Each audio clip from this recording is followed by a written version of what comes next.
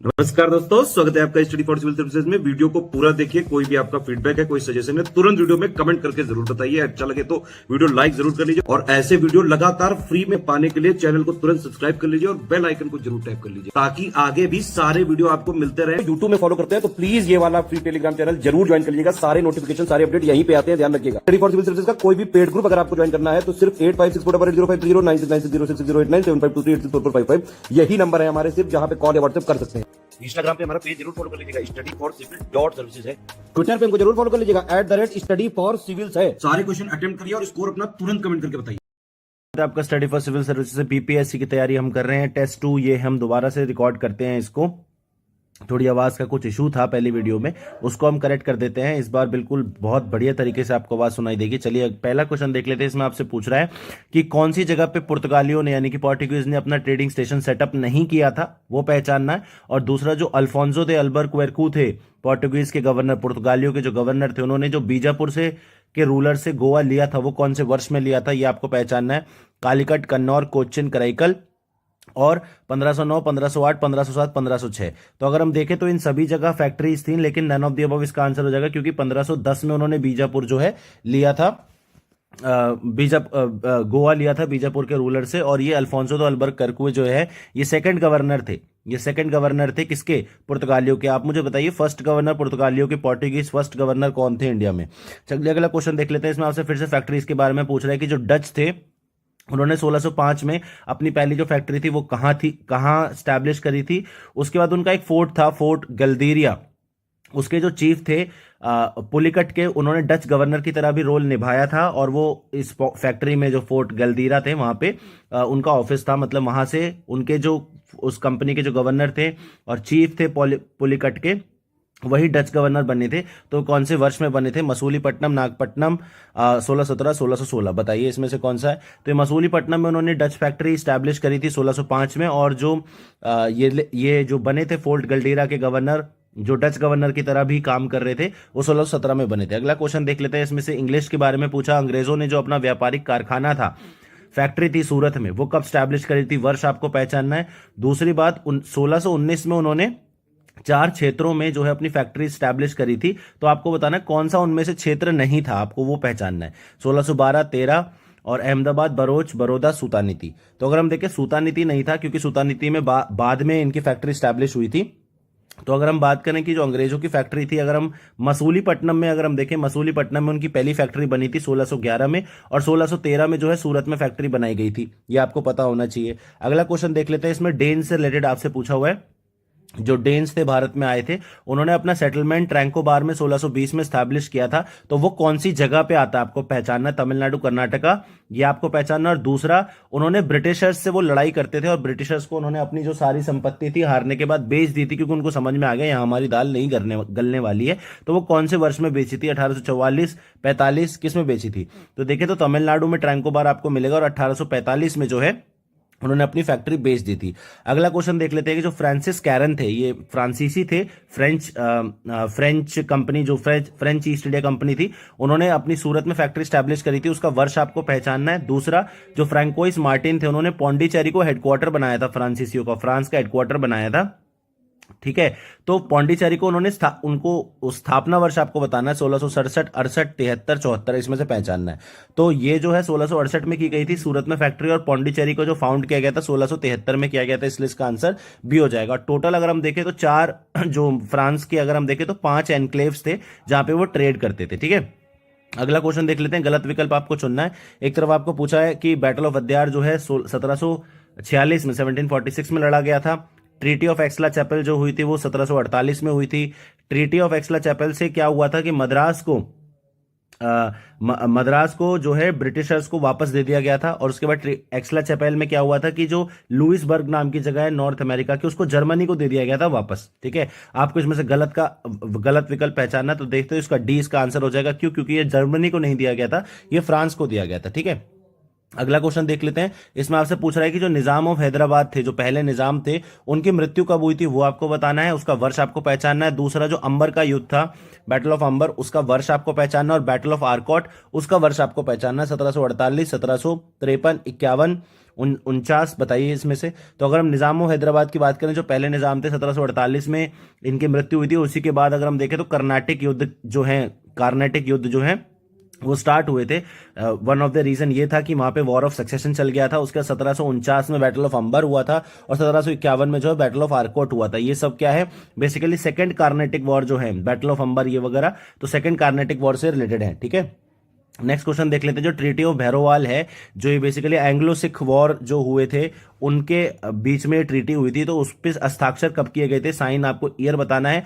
दूसरा ये पूछ रहा है कि जो सेकंड ट्रीटी यानी कि लाहौर की जो द्वितीय संधि हुई थी उसको हम किस नाम से जानते हैं, 1845, 46, 44, इलाहाबाद, भैरोवाल, बताइए। तो अगर हम देखें तो 1846 में ट्रीटी ऑफ भैरोवाल साइन की गई थी और इससे हुआ क्या था कि जो ब्रिटिशर्स थे, अंग्रेज थे, वो पंजाब के जो है पंजाब पे अधिकार उन्होंने पा लिया था, मास्टर्स बन गए थे वो पंजाब के।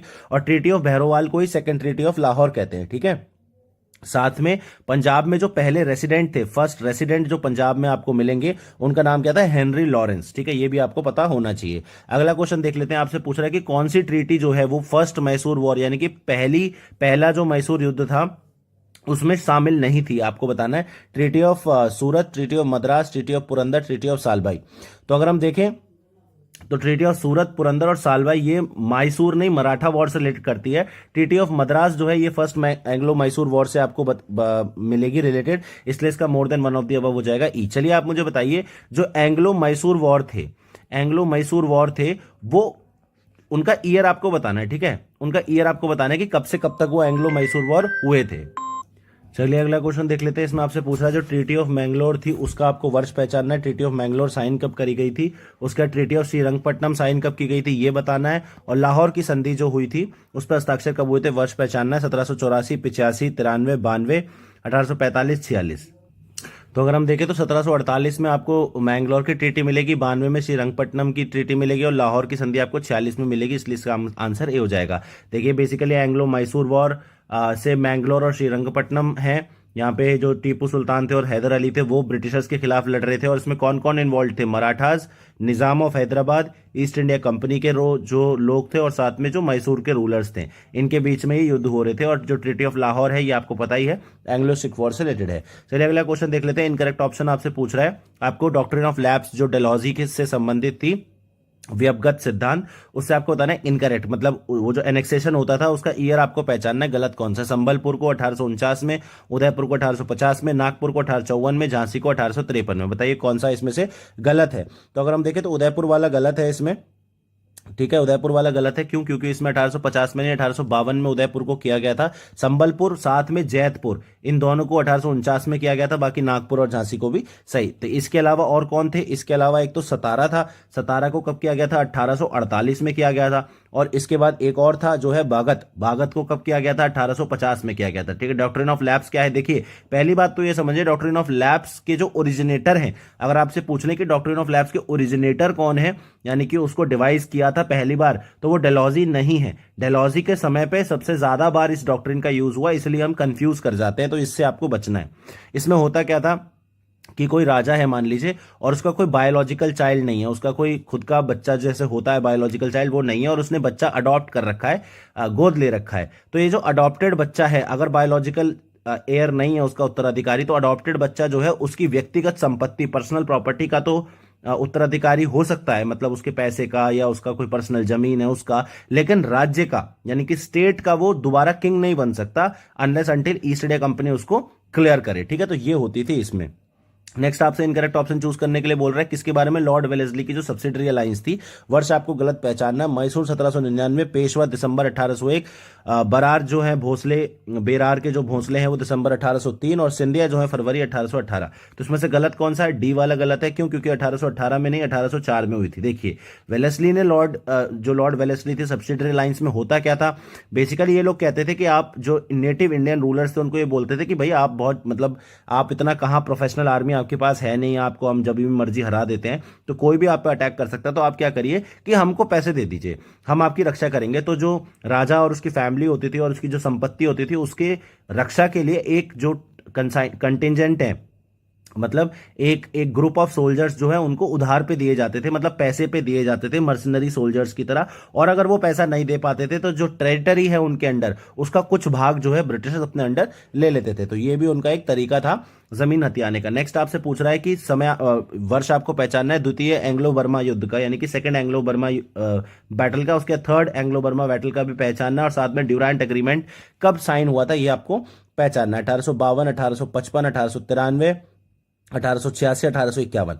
तो अगर हम देखें तो सेकंड एंग्लो बर्मा वॉर जो 1852 में हुआ था, थर्ड वाला 1885 में हुआ था, और ड्यूरेंट लाइन 1893 में हुई थी। बेसिकली ड्यूरेंट लाइन क्या है, उस समय का जो अनडिवाइडेड इंडिया था, यानी कि आज का पाकिस्तान जो है उसका और अफगानिस्तान की एक सीमा थी, उसके बीच में जो लाइन है उसको हम ड्यूरेंट लाइन बोलते हैं। ठीक है, इसके अलावा हमारे पास और कौन कौन सी लाइन है, जैसे मैकमोहन लाइन है। ठीक है, ये लाइन आपको बतानी है, मैकमोहन लाइन जो है वो। उसके अलावा रेडक्लिफ लाइन है। मैकमोहन लाइन और रेडक्लिफ लाइन जो है ये दोनों आपको बतानी है कि किसके बीच की बाउंड्री ये बताती है आपको। ठीक है, तो ड्यूरेंट लाइन को क्यों बनाया गया था, देखिए जो इंग्लिश थे, ब्रिटिशर्स थे, उनको ये बहुत ज्यादा अंदेशा था कि जो रूस का एम्पायर है, रशियन साम्राज्य जो है वो क्या करेगा, इंडिया पे कब्जा करेगा। इंडिया पे कब्जा उसे क्यों करना था, क्योंकि रशिया के ज्यादातर जो बंदरगाह हैं, पोर्ट्स हैं, वो सर्दियों में जमे रहते हैं, तो उसके पास वार्म वाटर पोर्ट्स यानी कि गर्म पानी के जो बंदरगाह हैं उनका एक्सेस नहीं है। तो वो क्योंकि अफगानिस्तान और सारा सेंट्रल एशिया जो है रशियन इन्फ्लुएंस में आता था, तो ब्रिटिशर्स ये सोचते थे कि ये लैंड के रूट से बहुत ही आसानी से इंडिया पे कब्जा कर लेंगे, और इंडिया जो है बहुत ही प्राइज्ड पोजेशन था ब्रिटिशर्स का। इस वजह से उन्होंने वहां पे काफी सारे, जैसे मोहम्मदीन कैंपेन भी उन्होंने वहां पे चलाया था, उसके बाद फॉरवर्ड पॉलिसी ऑकलैंड की वो भी उन्होंने चलाई थी। तो इस तरीके से काफी उन्होंने काम किया था। नेक्स्ट आपसे पूछ रहे, करेक्ट ऑप्शन आपको बताना है।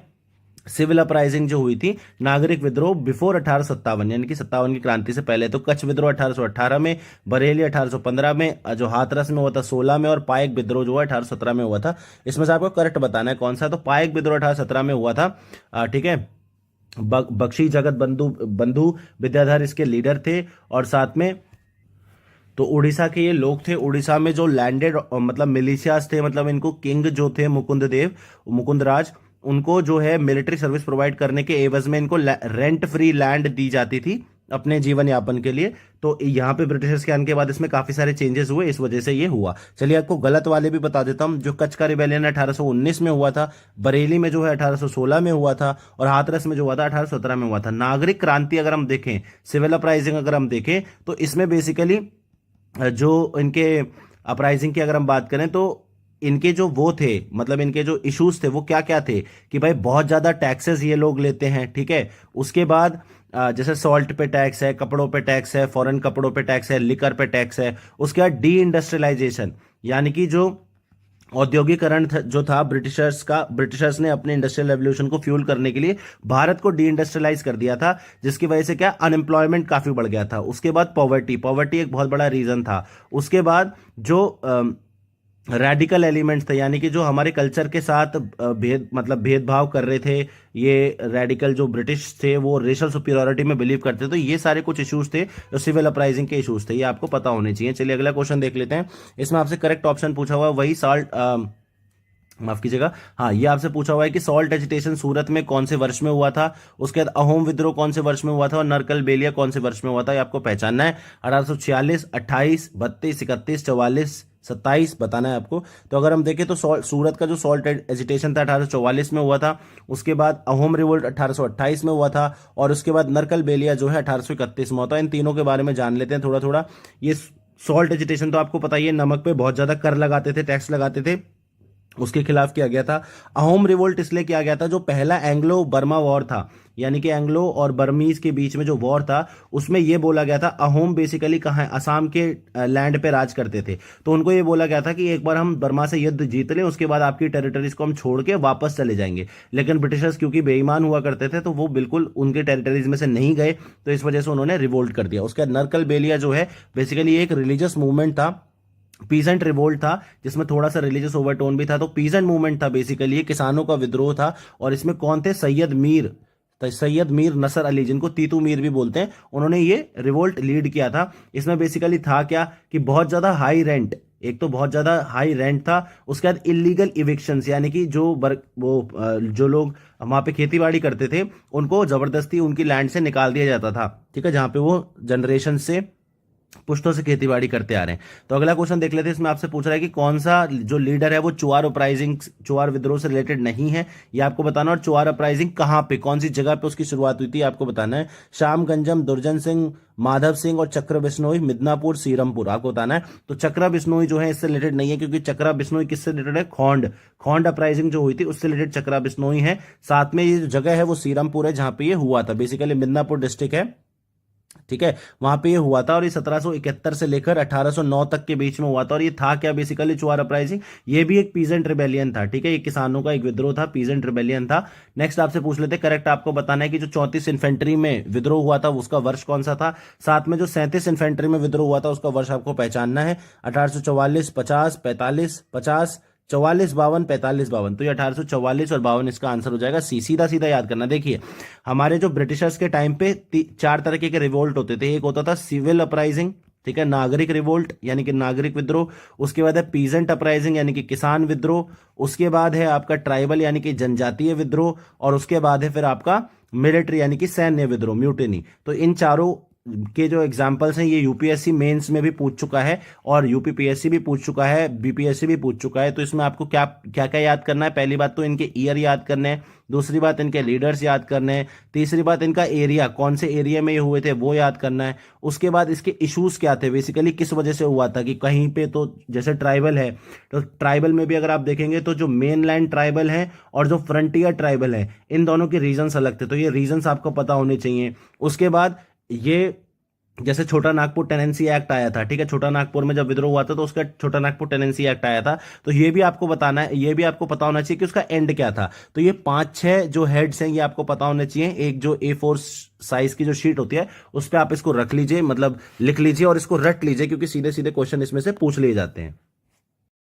देख लेते हैं, इसमें आपसे पूछ रहा है करेक्ट ऑप्शन आपको बताना है। भारतीय national Congress, Indian national Congress के जो अधिवेशन हुआ करते थे, सेशन, तो इलाहाबाद में उनको प्रथम अंग्रेजी प्रेसिडेंट यानी कि फर्स्ट इंग्लिश प्रेसिडेंट मिला था। बनारस सत्र में जो है, बनारस में पहला सेशन हुआ था जिसमें 72 डेलीगेट्स आए थे। उसके बाद बंबई में या मुंबई में जो है उन्होंने पार्टीशन जो बंगाल का हुआ था उसके खिलाफ विद्रोह दर्ज करवाया था अपना। उसके बाद 1903 में जो मद्रास में हुआ था उसके जो प्रेसिडेंट थे यानी कि उसकी जो अध्यक्षता करी थी वो रासबिहारी घोष ने करी थी। आपको बताना है कौन सा इसमें से करेक्ट है। तो अगर हम देखें तो ये पहला वाला करेक्ट है, क्योंकि इसमें 1888 में ये हुआ था और इसमें पहले इंग्लिश प्रेसिडेंट बने थे। चलिए आप मुझे उनका नाम बताइए कि जो इंडियन नेशनल कांग्रेस के फर्स्ट प्रेसिडेंट थे इंग्लिश वाले, वो कौन थे, ये आपको बताना है। उसके बाद अगर हम देखें तो जो फर्स्ट सेशन हुआ था ये बॉम्बे में हुआ था और जो पार्टीशन ऑफ बंगाल के खिलाफ अपना रिजाइनमेंट दिया था वो बनारस के सेशन में दिया था, इसको इंटरचेंज कर दिया है। और मद्रास सेशन 1930 में जो है लाल मोहन घोष ने जो है, ना कि रासबिहारी घोष ने बल्कि लाल मोहन घोष ने इसको वो हेड किया था, प्रेसाइड किया था, ठीक है। तो ये ऐसी सारी वीडियोस हमारे चैनल्स पे आपको मिलती रहेंगी। फ्री इनिशिएटिव रहता है ये सबके लिए। हम बिल्कुल ये चाहते हैं कि आपका सिलेक्शन हो और एक ही जगह पढ़ के आपका सिलेक्शन हो जाए, तो इसलिए आपकी भी जो है मेहनत कम हो जाती है। तो अगर आप एक ही जगह से इवैल्यूएशन और ये सारे मटेरियल लेना चाहते हैं, आपको कुछ और पढ़ने की जरूरत नहीं है, तो आप दिए हुए नंबर्स पे व्हाट्सएप या कॉल कर सकते हैं। देखिए कमेंट सेक्शन में ये सब बातें जो है हम लोग नहीं बताते हैं, आप दिए हुए नंबर्स पे कॉल कर सकते हैं। और साथ में आप हमारा फ्री टेलीग्राम चैनल भी जो है पिंड कमेंट में आपको मिल जाएगा, वहां पे आप ज्वाइन कर सकते हैं। वहां पे सारी अपडेट्स आती हैं जितनी भी नई कोर्सेज होते हैं। और साथ में जो यूट्यूब चैनल है उसको भी आप हमारा सब्सक्राइब कर सकते हैं। चलिए अगला क्वेश्चन देख लेते हैं। इसमें आपसे पूछा हुआ है इनकरेक्ट आपको बताना है। एक तरफ न्यूज़पेपर्स दे रखे हैं और दूसरी तरफ आपको ईयर बता रखे हैं। तो कुडिया रासू 1910 में, क्रांति समाचार पत्र 1926 में, मिलाप जो है 1923 में और जो बॉम्बे क्रॉनिकल है 1913 में। बताइए कौन सा इसमें से ठीक है। तो अगर हम देखें तो कुडिया रासू जो मिलाप वाला है वो इसमें से ठीक है। 1923 में ही मिलाप वाला आया था, बाकी सब गलत है, क्योंकि कुडिया रासू 1925 में आया था, जिसे ई रामस्वामी पेरियार या नायकर जिन्हें हम कहते हैं उन्होंने निकाला था इसको। क्रांति अगर हम देखें तो 1927 में आया था। और उसके बाद अगर हम बॉम्बे क्रॉनिकल को देखें तो ये 1910 में आया था, 1913 में नहीं आया था और ये फिरोज शाह मेहता ने निकाला था। तो इसमें more than one of the above इसका आंसर हो जाएगा, ठीक है, इसलिए इसका आंसर हो जाएगा ई। अगला क्वेश्चन देख लेते हैं। इसमें आपसे पूछ रहा है कि उत्तर प्रदेश में जो एका मूवमेंट हुआ था उससे कौन सा जिला था जो प्रभावित नहीं हुआ था, और जो बख्त मूवमेंट हुआ था यानी कि बकाशत आंदोलन जो हुआ था वो कौन से वर्ष में हुआ था। हरदोई, बाराबांकी, बलिया, सीतापुर, 1935, 1936, ये आपको पहचानना है। तो अगर हम देखें तो बलिया जो है वो एका मूवमेंट से इम्पैक्टेड नहीं था और 1836 में जो है बख्श मूवमेंट हुआ था। बेसिकली एका मूवमेंट क्या है, मदारी पासी जो इसके लीडर हैं, मदारी पासी, उन्होंने इसको लीड किया था। और ये भी क्या है, एक पीसेंट मूवमेंट था, यानी कि किसानों का विद्रोह था। किसकी वजह से, कि काफी ज्यादा रेंट, हाई रेंट, मतलब आप लगा लीजिए कि 35 से 70% तो रेंट ही लिया जाता था और बहुत ही खराब तरीके से लठियाल जो होते थे, लठ मारने वाले, उनको जो जमींदार हैं वो लोग रखते थे, ठीक है। और जो बख्श मूवमेंट है ये बेसिकली सहजानंद सरस्वती ने जो इसको लीड किया था यूपी में। और साथ में अगर हम देखें यूपी बिहार वाला जो एरिया है जहाँ पे बेसिकली खेतीबाड़ी काफी ज्यादा होती थी, और यहाँ पे क्या है कि जो इविक्शन है, यानी कि गैर कानूनी तौर पे आपको निकाल दिया जाता है जमीन से, उसके खिलाफ ये हुआ था। अगला क्वेश्चन देख लेते हैं कि खेड़ा सत्याग्रह, बारदोली सत्याग्रह और दक्कन किसानों का जो विद्रोह है, दक्कन राइट्स जो हुए थे, उनके आपको वर्ष पहचानने, 1928, 1875, 1876, बताइए इसमें से। तो अगर हम देखें तो बारदोली सत्याग्रह 1928 में हुआ था, ठीक है। और ये किसने लीड किया था, ये हमारे वल्लभ भाई पटेल ने, आयरन मैन ऑफ इंडिया ने लीड किया था। फिर खेड़ा सत्याग्रह 1918 में हुआ था, ये गांधी जी का पहला नॉन कोऑपरेशन मूवमेंट था, ठीक है। और उसके बाद दक्कन पीजेंट चलिए बताइए, नॉन कोऑपरेशन था या सिविल डिसोबीडियंस था, आपको मुझे बताना है कि सिविल डिसोबीडियंस और नॉन कोऑपरेशन में से पहचानना है कि खेड़ा सत्याग्रह पहला नॉन कोऑपरेशन था या सिविल डिसोबीडियंस था। और उसका दक्कन अपराइजिंग जो 1875 में हुई थी, ठीक है। अगला क्वेश्चन देख लेते हैं, इसमें से आपको करेक्ट बताना है। अरविपुरम जो मूवमेंट है, आंदोलन, तमिलनाडु में आपको मिलेगा। सेल्फ रिस्पेक्ट आपको केरला में मिलेगा। भारतीय स्त्री महामंडल की स्थापना बंबई में हुई थी। और द इंडियन वुमेन्स एसोसिएशन की स्थापना मद्रास में हुई थी। आपको इसमें से सही विकल्प चुनना है, कौन सा इसमें से ठीक है। तो अगर हम देखें डी वाला ठीक है, ये कलकत्ता में हुई थी और इसमें एनी बेसेंट और मार्गरेट कजन्स जो है वो इन्वॉल्व थी। जबकि हम अरविपुरम मूवमेंट को देखें तो ये केरल में आपको मिलेगी। सेल्फ रिस्पेक्ट मूवमेंट आपको तमिलनाडु में मिलेगी। और भारतीय स्त्री महामंडल की जो स्थापना है वो सल्ला देवी चौधरानी ने कलकत्ता में की थी, ठीक है। तो ये सब आपको पता होना चाहिए। अगला क्वेश्चन देख लेते हैं, हिस्ट्री से रिलेटेड है, आपसे पूछ रहा है कि जो मिट्टी से बने हुए हल के जो मॉडल्स हैं प्लाव के, वो आपको कहां मिलते हैं, आलमगीरपुर, बनावली, यहां से पहचानना। और दूसरा, जो डॉग्स को, यानी कि जो पालतू कुत्ते होते थे उनको मानव यानी कि ह्यूमन के नीचे दफनाने की जो प्रथा है वो आपको कहां मिलती है, रोपड़ या कोटदीजी, ये पहचानना है। तो इसका आंसर हो जाएगा बनावली और रोपड़।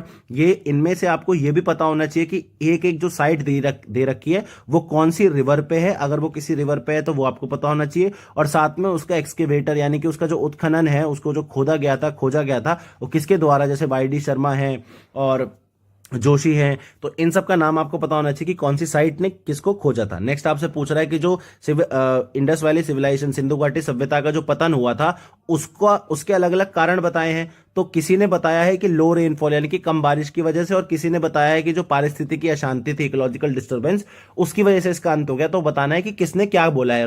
लो रेनफॉल किसने बोला है और इकोलॉजिकल डिस्टर्बेंस किसने बोला है। Staten, wheeler, SR. Rao, Fairchild और गॉर्डन, एम.एस. वत्सा, इनमें से आपको पहचानना है। तो अगर हम देखें तो इसमें से नन ऑफ द अबव इसका आंसर हो जाएगा, क्योंकि रेन वाला तो स्टीन ने बोला है, लेकिन इकोलॉजिकल डिस्टर्बेंस वाला जो है फेयरचाइल्ड ने बोला है। तो इसमें स्टीन और फेयरचाइल्ड वाला कोई ऑप्शन इसमें आपको नहीं मिलता, इसलिए इसका ई हो जाएगा।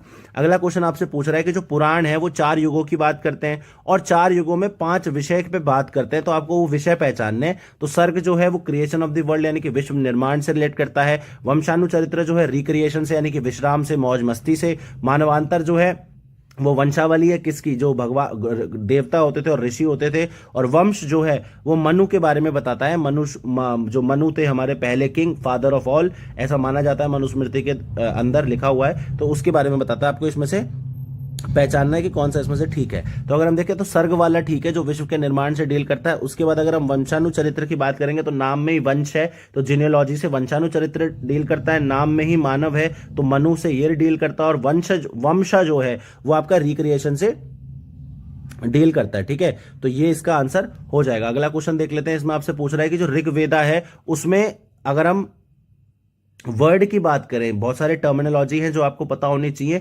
तो आपको बताना है कि कौन सा वर्ड जो है आपको ऋग्वेद में मिलेगा। और साथ में जो ऋग्वेदिक सोसाइटी थी उसमें बहुत सारी जो है सभाएं होती थी, जैसे सभा, समिति, विधत और गणा, ये सब होती थी। तो आपको बताना है जो असेंबली थी ट्रूप्स की, यानी कि टोलियों की जो असेंबली थी, उसको हम क्या बोलते थे। तो आपको बताना है किसके लिए वर्ड मिलेगा। तो अगर हम देखें तो इसमें विडो रिमैरिज के लिए आपको वर्ड मिल जाता है। और जो असेंबली थी, ट्रूप्स की जो असेंबली थी, उसको हम गण बोलते थे, इसलिए इसका आंसर हो जाएगा डी। ये जो ऋग्वेदिक टर्म्स है आपको पता होनी चाहिए कि जो विदत थी वो किसकी असेंबली थी, सभा थी वो किसकी असेंबली थी, समिति थी वो किसकी असेंबली थी, इनमें वुमेन का पार्टिसिपेशन होता था कि नहीं होता था, और उसके बाद लेटर वैदिक पीरियड में यानी कि उत्तर वैदिक काल में जो है ये कैसे चेंज हुए, ये भी आपको पता होना चाहिए। अगला क्वेश्चन देख लेते हैं। इसमें आपसे पूछ रहा है महाजनपद जो थे उनके बारे में। जनपद जो कौशल राज्य की राजा थे वो चेतक थे। वज्जी साम्राज्य जो है वो प्रसन्नजीत ने बनाया था। चेडी जो है शिशुपाल ने, और जो अवंती है वो विराट ने बनाया था। आपको बताना है करेक्ट इसमें से कौन सा है। तो सी वाला करेक्ट है, वो शिशुपाल ने बनाया था। जबकि अगर हम कौशल की बात करें तो इसको प्रसन्नजीत ने बनाया था। वज्जी की बात करें तो इसको चेतक ने बनाया था। और अवंती की बात करें तो इन्होंने इसको प्रियोदत्त ने बनाया था। जबकि विराट जो है उन्होंने विराट नगर बनाया था, जो मत्स्य महाजनपद था वो इन्होंने बनाया था। तो ये आपको क्या क्या पता होना चाहिए महाजनपद काल के बारे में। पहले बात तो महाजनपद जो है वो सेकंड यानी कि द्वितीय शहरीकरण यानी कि सेकंड फेज ऑफ अर्बनाइजेशन का ये फेज है। पहला फेज कौन सा, आईवीसी है, ठीक है। दूसरा फेज महाजनपद है। यहाँ पे जो आयरन है यानी कि लोहे की जो यूज है काफी ज्यादा बढ़ गया था, इस वजह से शहरीकरण हुआ यहाँ पे। तो आपको पता क्या होने चाहिए, जो टोटल 16 महाजनपद है उनमें से जो प्रोमिनेंट महाजनपद है उनके नाम आपको पता होने चाहिए, उनके कैपिटल और उनके फाउंडर्स, एक तो ये पता होना चाहिए। और साथ में जो मॉडर्न एरिया है उनका, जैसे अगर हम मगध की बात करें तो मगध क्या है, पाटलिपुत्र, राजगीर, बिहार के आसपास का आज का एरिया है। तो ये आपको मॉडर्न एरियाज भी इसके बारे में पता होने चाहिए। अगला क्वेश्चन देख लेते हैं। गलत इसमें से पूछा हुआ है आपसे। दिक्क निकाय में आपको लंबे डिस्कोर्सेस मिलेंगे, लंबे प्रवचन मिलेंगे। संयुक्त में आपको काइंडर यानी कि आत्मीय उक्तियां मिलेंगी। अंगुत्तर में आपको नंबर्स यानी कि क्रमानुसार लगी हुई उक्तियां मिलेंगी। और खुड़क निकाय में आपको छोटे यानी कि स्मॉलर कलेक्शंस मिलेंगे। इसमें से आपको इनकरेक्ट बताना है। तो इसमें से सभी ठीक है, इसलिए इसका आंसर उपरोक्त में से कोई भी नहीं होगा, नन ऑफ द अबव होगा। अगला क्वेश्चन देख लेते हैं। इसमें से आपको करेक्ट ऑप्शन चुनना है किसके बारे में, मौर्य प्रशासन के बारे में। तो जो अक्षपटल था वो क्या था, रेवेन्यू यानी कि राजस्व का जो मुख्य संग्रहता था वो था। उसके बाद देवारिका कौन था, जो पैलेस अटेंडेंट यानी कि जो महल के परिचालक थे उसका प्रमुख था। उसका जो समाहर्ती था वो जो हिसाब किताब से रिलेटेड था यानी कि उसके पद से रिलेटेड है वो। और समनिधात्री जो था वो कमांडर इन चीफ यानी कि प्रधान सेनापति था। आपको करेक्ट इसमें से पहचानना है। तो अगर हम देखें तो द्वारिका जो है ये करेक्ट है, क्योंकि जो अक्षपटाला था वो क्या करता था, ऑडिट डिपार्टमेंट को वो देखता था। समहर्ती था वो कलेक्टर था, रेवेन्यू का मेन राजस्व का कलेक्टर था। और समनिधात्री जो है बेसिकली ट्रेजरर था यानी कि खजांची बेसिकली वो था। अगला क्वेश्चन देख लेते हैं। इसमें आपसे पूछ रहा है कि जो विजयनगर एम्पायर है उसके जो प्रशासन है उससे रिलेटेड आपको टर्म्स पहचाननी है। तो जो कडमल था वो ओरल ऑर्डर, जो किंग मौखिक तौर पे जो आदेश देते थे उनका जो है उसको दर्ज करता था। उसके बाद कर्णिकम जो है वो लैंड रेवेन्यू के डिपार्टमेंट था। लेखपाल था। अथावने जो है अकाउंटेंट था यानी कि भूमि राजस्व विभाग से था। और पाडी कवल जो है पॉलिसिंग राइट्स जो होते थे यानी कि शासन व्यवस्था की जो अधिकार है उसको बेचता था। मतलब उसके जो ऑफिसर था उसको पाडी कवल कहते थे। बताइए इसमें से कौन सा ठीक है। तो अगर हम देखें तो डी वाला ठीक है, क्योंकि जो कड़ाईमल था ये बेसिक जो ओरल ऑर्डर रिकॉर्ड करता था इसको हम बोलते थे क्या, रायसानी। ये आपको पता होना चाहिए। ओरल ऑर्डर रिकॉर्ड करने के वालों को हम रायसानी बोलते थे। उसके बाद जो लैंड रेवेन्यू को देखता था लेखपाल, उसका नाम था अठावने, ठीक है। और साथ में जो अकाउंटेंट था उसका नाम था कर्णिकम। तो ये आपको पता होने चाहिए। नेक्स्ट आपसे देख लेते हैं। नेक्स्ट आपसे पूछा हुआ है इनकरेक्ट आपको बताना। एक तरफ आपको लोग दे रखे हैं और दूसरी तरफ उनकी जो किताबें हैं। तो मिनाज उल सिराज ने तबाकत नसीरी लिखी, अमीर खुसरो ने खजान उल फतू लिखी है, हसन निसामी ने तुगलक नामा लिखी और अलबरूनी ने क्या लिखी, किताबुल हिंद। आपको इसमें से गलत विकल्प पहचानना है। तो अगर हम देखें तो ये सी वाला हो जाएगा, क्योंकि तुगलक नामा भी किसने लिखी है, ये अमीर खुसरो ने ही आपकी किताब लिखी है। नेक्स्ट क्वेश्चन देख लेते हैं। आपसे पूछ रहा है दिल्ली सल्तनत में जो प्रचलित प्रमुख पद थे यानी कि जो पॉपुलर टर्म्स थी वो आपको पहचाननी की। अमीर बहर जो राज्य कानून स्टेट लॉज से रिलेट करता था। बारबेग जो है मास्टर ऑफ सेरेमनीज यानी कि समारोह का संचालक होता था। जवाबित जो है कंट्रोलर ऑफ द बोट्स यानी कि नाव का जो नौकाओं का नियंत्रक होता था। और जहांदरी जो होती थी बेसिकली जो सुल्तान लॉ बनाते थे उससे रिलेट करता था। आपको करेक्ट ऑप्शन पहचानना है इसमें से। तो अगर हम देखें तो इसमें से बेसिकली जवाबित जो है जो बारबेक है मास्टर ऑफ सेरेमनीज ये ठीक है, इसलिए इसका आंसर भी हो जाएगा। क्योंकि जो अमीर बहीर था ये था बेसिकली नौकाओं का जो नियंत्रक था, कंट्रोलर ऑफ द बोट्स। जवाबित जो है वो बेसिकली जो राज्य के कानून थे, सेकुलर कानून जो थे वो होता था। और जहंदरी जो है वो सुल्तान के बनाए हुए कानून होते थे, तो इसलिए ये दो गलत हैं और ये दो सही हैं, तो इसलिए more than one of the above इसका आंसर हो जाएगा ई। ठीक है, अगला क्वेश्चन देख लेते हैं। मोहम्मद गौरी के शासनकाल में क्या क्या कब कब हुआ था वो पहचानना है। गुजरात पे विजय 1178 में मिली थी, पेशावर पे विजय 1879 में मिली थी, सिंध में 1182 में मिली थी, और चंदावर की लड़ाई उन्होंने से 1193 में लड़ी थी। आपको पहचानना है इसमें से कौन सा गलत है। तो बैटल ऑफ चंदावर वाला गलत है, क्यों? क्योंकि ये 1194 में लड़ी गई थी, 1193 में नहीं लड़ी गई थी। अगला क्वेश्चन देख लेते हैं, आपसे पूछ रहा है कि जो हिंदूशाही रूलर्स थे, राजवंश के, हिंदूशाही राजवंश के जो रूलर्स थे, उनको आपको क्रमानुसार लगाना है, कौन पहले आया कौन बाद में आया। आनंद पाल, जयपाल, त्रिलोचन पाल और भीमपाल, इनको आपको लगाना है क्रमानुसार। तो सबसे पहले कौन आए थे? जयपाल आए थे, उसके बाद आनंद पाल आए थे, उसके त्रिलोचन पाल आए थे, और लास्ट जो थे वो भीमपाल थे, इसलिए इसका आंसर हो जाएगा बी। अगला क्वेश्चन देख लेते हैं, इसमें आपसे पूछ रहा है जो फाइनेंस हेड है यानी कि राजा वित्तीय प्रमुख है, उनके लिए कौन सा वर्ड था। साथ में जो प्रांतों के मुख्य प्रमुख होते थे यानी कि हेड ऑफ प्रोविंस होते थे, उनके लिए कौन सा शब्द था। कहां पे? बहामानी शासन जो था यानी कि प्रशासन, बहामानी जो दक्कन में डेक्कन में था, उसके अंदर आपको पूछ रहा है। तो अमीर कुल, सदर जहान, वजीर जो है अशरफ, सदर जहान, अमीर कुल तरफदार या वजीर अशरफ तरफदार, कौन सा था? तो जो वित्तीय थे उनके लिए अमीर कुल था, और तरफदार क्योंकि उन्होंने क्या किया था, अपने पूरे जो राज्य था उसको 8 प्रोविंसेस में बांटा था, तो इसको बोलते थे 8 तरफ हैं और हर तरफ का एक तरफदार होता है, इसलिए इसका आंसर हो जाएगा सी। अगला क्वेश्चन देख लेते हैं, मिनरल से रिलेटेड ये क्वेश्चन है, आपको पूछ रहा है कि जो टॉप 3 मैग्नेसाइट प्रोड्यूसिंग स्टेट्स है, राज्य है, उनमें से कौन सा शामिल नहीं है, ये पूछ रहा है। और दूसरा, जो मैंगनीज की प्रोडक्शन में जो टॉप 3 में आते हैं उनमें से कौन सा शामिल नहीं है, आपको बताना है। उत्तराखंड, छत्तीसगढ़, गुजरात, उड़ीसा, कर्नाटक, राजस्थान, इसमें से पहचानना है। तो छत्तीसगढ़ जो है मैग्नेसाइट प्रोडक्शन में नहीं आता, उसमें उत्तराखंड, तमिलनाडु और राजस्थान आता है। और अगर हम मैंगनीज की बात करें तो उसमें गुजरात नहीं आता, उसमें उड़ीसा, कर्नाटक और एमपी आता है, इसलिए इसका आंसर बी हो जाएगा। अगला क्वेश्चन देख लेते हैं, डिसेंडिंग ऑर्डर यानी कि अवरोही क्रम में आपको लगाना है इन पर्वत चोटियों को हाइट के हिसाब से। तो धौलागिरी, गोसाईनाथ और मकालू। तो अगर हम देखें सबसे ज्यादा आपको मकालू मिलेगा, उसके बाद धौलागिरी मिलेगा और उसके बाद गोसाईनाथ मिलेगा। चलिए आप मुझे बताइए, मकालू, धौलागिरी और गोसाईनाथ ये लोकेशन कहाँ है इनकी? इंडिया में है, नेपाल में है, तिब्बत में है, चाइना में है, कौन सी लोकेशन में है ये आप मुझे बताएंगे ढूंढ के। ठीक है, नेक्स्ट आपसे पूछ रहा है कि जो बंगाल नाइस है, बेसिकली एक तरीके की चट्टान होती है, बंगाल नीस इसे भी बोलते हैं, वो आपको कहाँ नहीं मिलेगी ये आपको पहचानना है। और बुंदेलखंड की जो नीस है वो भी चट्टान है, वो आपको कहां नहीं मिलेगी ये आपको पहचानना है। झारखंड, मध्य प्रदेश, उड़ीसा, उत्तर प्रदेश, आंध्र प्रदेश, तेलंगाना, तमिलनाडु, इनमें से आपको पहचानना है। तो बंगाल नीस आपको कहां मिलेगी? इन सभी जगह पे मिलेगी, और बुंदेलखंड नीस भी आपको इन सभी जगह पे मिलेगी, इसलिए इसका answer none of the above हो जाएगा, क्योंकि इसमें नॉट फाउंड पूछा हुआ था। अगला क्वेश्चन देख लेते हैं, आपसे नेशनल पार्क के बारे में पूछा हुआ है।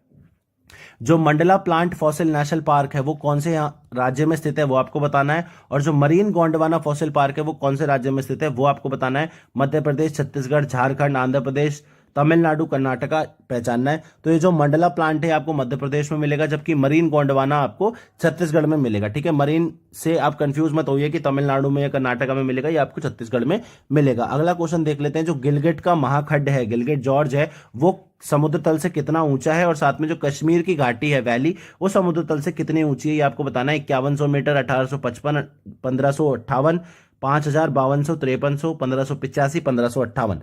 तो अगर हम देखें तो जो गिलगिट का महाखंड है वो 5200 मीटर ऊंचा है समुद्र तल से, और 1585 मीटर ऊंची कश्मीर की घाटी है। चलिए आप मुझे बताइए, जो कश्मीर वैली है ये कौन सी नदी में, नदी के तट पे है, मतलब एक नदी निकलती है यहाँ से बड़ी फेमस, तो आपको बताना है कौन सी नदी है जो यहाँ से निकलती है। ठीक है, तो ये क्वेश्चन आपको मुझे बताना है। अगला क्वेश्चन देख लेते हैं, असेंडिंग यानी कि छोटे से बड़े क्रम में, आरोही क्रम में आपको लगाना है चोटियों को उनकी ऊंचाई के हिसाब से। ग्लेशियर्स हैं बेसिकली, ये आपको बताना है Sonapani glacier, Rimo glacier, Rupal glacier, इनमें से आपको पहचानना है। तो इसमें से कोई भी ठीक नहीं है, इसलिए इसका आंसर ये हो जाएगा, क्योंकि सबसे अगर हम ऊंची की बात करें तो वो रीमो है, रीमो के बाद आपका आता है रूपल, और रूपल के बाद आता है आपका सोनापनी, और उसके बाद आता है आपका सोनापनी। तो बेसिकली यहाँ पे आपको उल्टा दे रखा था, इसको आपको बेसिकली इसका आंसर क्या होगा, सबसे छोटा सोनापनी, उसके बाद रूपल और उसके बाद रीमो, ऐसा कोई आंसर नहीं है, इसलिए इसका आंसर हो जाएगा ई। ठीक है, और ऐसा कोई ऑप्शन नहीं है, माफ कीजिएगा। अगला क्वेश्चन देख लेते हैं, इसमें आपसे पूछ रहा है कि जो कठाईवाड़ पेनिसुला है वो आपको बताना है कौन सा आइलैंड कठाईवाड़ पेनिसुला में प्रायद्वीप में नहीं स्थित है, और मुंबई के पास कौन सा नहीं स्थित है वो आपको बताना है। करुणबार आइलैंड, एलिफेंटा के आइलैंड, पिरोनथान का आइलैंड, पिरोधान जिसे बोलते हैं, वेदा का आइलैंड, क्रॉस आइलैंड, आलिया बेट या बुचर आइलैंड। तो अगर हम देखिए कठाईवाड़ में कौन सा नहीं है, क्रॉस आइलैंड नहीं है क्योंकि ये मुंबई के पास मिलेगा, और आलिया बेट जो है ये आपको गुजरात में मिलेगा, मुंबई में नहीं मिलेगा। नेक्स्ट आपसे पूछ रहा है कि कौन सी जो नदी है वो एक पर्वतीय नदी का यानी कि सब्सिक्वेंट नदी का एग्जाम्पल नहीं है वो आपको बताना, और कौन सी इसमें से सुपर इंड्यूस्ड ड्रेनेज यानी कि जो अति प्रेरित अफवाह है उसको एग्जाम्पल नहीं है वो आपको पहचानना है। चंबल, सुवर्णरेखा, दामोदर, सिंध, सोन नदी और बानस नदी, इनमें से आपको पहचानना है। तो अगर हम देखें तो चंबल जो है, दामोदर जो है सब्सिक्वेंट रिवर का एग्जाम्पल नहीं है।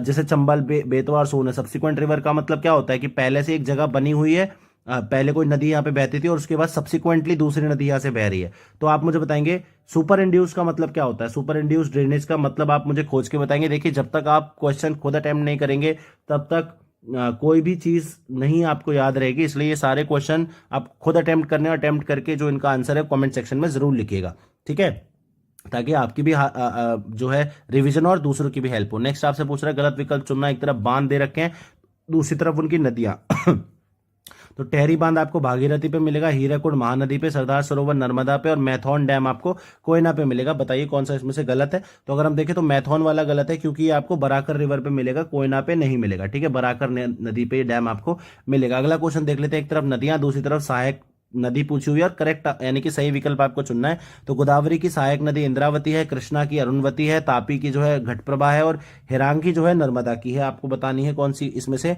करेक्ट है। तो करेक्ट कौन सा है इसमें से, ए वाला करेक्ट है, क्योंकि अगर हम अरुणवती की बात, कृष्णा की बात करें तो उसकी घटप्रभा हो जाएगी, तापी की अगर हम बात करें तो उसकी अरुणवती हो जाएगी, और जो हरंगी है ये नर्मदा की नहीं है, बेसिकली कावेरी नदी की जो है आपको सहायक नदी मिलेगी। चलिए अगला क्वेश्चन देख लेते हैं। इसमें आपसे पूछ रहा है इनकरेक्ट ऑप्शन आपको बताना है। एक तरफ आपको राष्ट्रीय राजमार्ग एनएच दे रखे हैं, दूसरी तरफ वो कहां से कहां जोड़ते हैं। तो एनएच 11 आपको आगरा, जयपुर, बीकानेर मिलेगा, एनएच 47 आपको सैलम टू कन्याकुमारी मिलेगा, 57 आपको लखनऊ से बनारस मिलेगा और 58 जो है दिल्ली से माना पास के लिए आपको जोड़ता है। कौन सा इसमें से गलत है। तो लखनऊ से बनारस वाला गलत है क्योंकि एनएच 57 नहीं होता है, एनएच 56 जोड़ता है इनको, ठीक है, इसलिए इसका आंसर सी हो जाएगा। अगला क्वेश्चन आपको जनजातियां पूछी हुई हैं एक तरफ, दूसरी तरफ वो कहां मिलती हैं, आपको सही विकल्प चुनना है। तो फुलानी ट्राइब ईस्टर्न अफ्रीका में, पूर्वी अफ्रीका में, एस्किमो आपको ग्रीनलैंड में मिलेंगे, माओरी आपको मलेशिया में मिलेंगे और मसई जो है आपको पूर्वी और पश्चिमी अफ्रीका में मिलेंगे। इसमें से करेक्ट ऑप्शन आपको चुनना है। तो जो एस्किमो वाला बी वाला है वो करेक्ट है क्योंकि फुलानी है ये आपको पूर्वी अफ्रीका में नहीं पश्चिमी अफ्रीका में मिलेगी, वेस्ट में मिलेगी। माओरी आपको मलेशिया में नहीं न्यूजीलैंड में मिलेगी, और मसई जो है आपकी ईस्ट और वेस्ट अफ्रीका में नहीं, ईस्ट और सेंट्रल यानी कि पूर्व और मध्य अफ्रीका में आपको मिलेगी, ठीक है। अगला क्वेश्चन देख लेते हैं। इसमें आपको करेक्ट ऑप्शन पूछा हुआ है किस संदर्भ में, भारत की जो विश्व में जो पोजीशन है उसके संदर्भ में, कि बॉक्साइट के उत्पादन में हमारा छठा स्थान है, 6th है, सीमेंट में हमारा चौथा है, क्रोमाइट में हमारा तीसरा है और कोयले में हमारा दूसरा है। आपको करेक्ट ऑप्शन इसमें से चुन के बताना है। तो अगर हम देखें तो ये डी वाला हो जाएगा, कोयले में हमारा दूसरा है, लेकिन फिर भी हम सबसे ज्यादा कोयला जो है, मतलब हम काफी ज्यादा कोयला हमारा बाहर से लाते हैं। क्यों? क्योंकि हमारे यहाँ पे जो कोयला है उसमें सल्फर कंटेंट बहुत ज्यादा है, पहली बात तो। दूसरी तरफ उसमें जो पर यूनिट एनर्जी है वो कम है सल्फर कंटेंट की ज्यादा होने की वजह से। साथ में उसमें ऐश कंटेंट भी ज्यादा है। जो फ्लाई ऐश पॉलिसी अगर आप देखेंगे तो उसमें फ्लाई ऐश का जो यूटिलाइजेशन है वो थर्मल पावर प्लांट्स को बड़ा ही दिक्कत देता है कि उसको कैसे करें। तो इन सब चीजों से बचने के लिए और बिजली की आपूर्ति करने के लिए हमें काफी ज्यादा कोयला बाहर से लाना पड़ता है। नेक्स्ट आपसे पूछ रहा है कि कौन सा जो राज्य है वो जो टॉप 3 लिग्नाइट का उत्पादन करने में नहीं आता है, और साथ में आपको पूछ रहा है माइका के जो शीर्ष 3 है, टॉप 3 है, उसमें कौन नहीं आता है। पुडुचेरी, उड़ीसा, तमिलनाडु, आंध्र, गुजरात, राजस्थान या झारखंड, बताइए इसमें से। तो पुडुचेरी जो है आपका लिग्नाइट में नहीं आता और उड़ीसा जो है आपका माइका में नहीं आता है। अगला क्वेश्चन देख लेते हैं। रेशम से बड़ा ही अच्छा एक धागा होता है, तो आपको बताना है कि जो टॉप 3 जो रेशम बनाते हैं राज्य, उनमें कौन सा नहीं आता, स्टेट कौन सा नहीं आता है। और जो ईरी है, ईरी सिल्क, ईरी प्रजाति का जो रेशम होता है उसमें कौन सा नहीं आता राज्य आपको पहचानना है। मेघालय, कर्नाटका, असम, आंध्र प्रदेश या नागालैंड, बताइए। तो अगर हम देखें जो टॉप रेशम वाले हैं उसमें मेघालय नहीं आता और ईरी वाले में कर्नाटका नहीं आता। देखिए बेसिकली जो सिल्क है उसकी 4 वैरायटीज होती है। इंडिया जो है विश्व का दूसरा सबसे बड़ा जो है रेशम का उत्पादक है, ठीक है। तो इसमें एक तो मलबरी होती है, एक तसर होती है, उसके बाद एक ईरी होती है और एक मूगा होती है। 4 तरीके की आपको रेशम मिलेगी भारत में, ठीक है, और ये चारों का प्रोडक्शन भारत करता है, ठीक है। इसमें आपसे पूछ रहा है कि जो टॉप फ्रूट प्रोड्यूसिंग स्टेट्स हैं, यानी कि जो फलों के उत्पादन में जो टॉप 3 आते हैं उसमें कौन सा नहीं है, और टॉप 3 जो मसालों के उत्पादन में आते हैं स्पाइसेस के में वो कौन सा नहीं है। आंध्रा, मध्य प्रदेश, गुजरात, उत्तर प्रदेश, आपको इनमें से पहचानना है राजस्थान। तो जो फ्रूट्स में नहीं आता है वो गुजरात है, और जो स्पाइसेस में नहीं आता है वो आपका आंध्र प्रदेश। आंध्र प्रदेश किस में आता है? तंबाकू और मिर्ची जो है बेसिकली वो वहां पे प्रोड्यूस की जाती है। और गुजरात में अगर आप देखेंगे तो क्योंकि सेमी एरिड एरिया है, यहाँ पे पानी की थोड़ी कमी है आपको, तो वहां पे फ्रूट्स नहीं मिलेंगे। फ्रूट्स आपको कहाँ मिलेंगे? हमारे उत्तर प्रदेश में मिलेंगे, बिहार में मिलेंगे। चलिए आप मुझे बताइए कि बिहार में गुआवा और लीची इनका काफी ज्यादा प्रोडक्शन होता है, वो कौन से जिलों में होता है? ठीक है, और रिसेंटली अभी बिहार के एक जिले से जो लीची है हमारी शाही लीची, उसको एक्सपोर्ट किया गया था। वो कहां, कौन से देश में एक्सपोर्ट किया था, ये मुझे आप ढूंढ के बताएंगे। ठीक है, अगला क्वेश्चन देख लेते हैं। इनकरेक्ट आपसे पूछ रहा है, आर्टिकल दे रखे हैं उनको गलत आपको पहचानना है।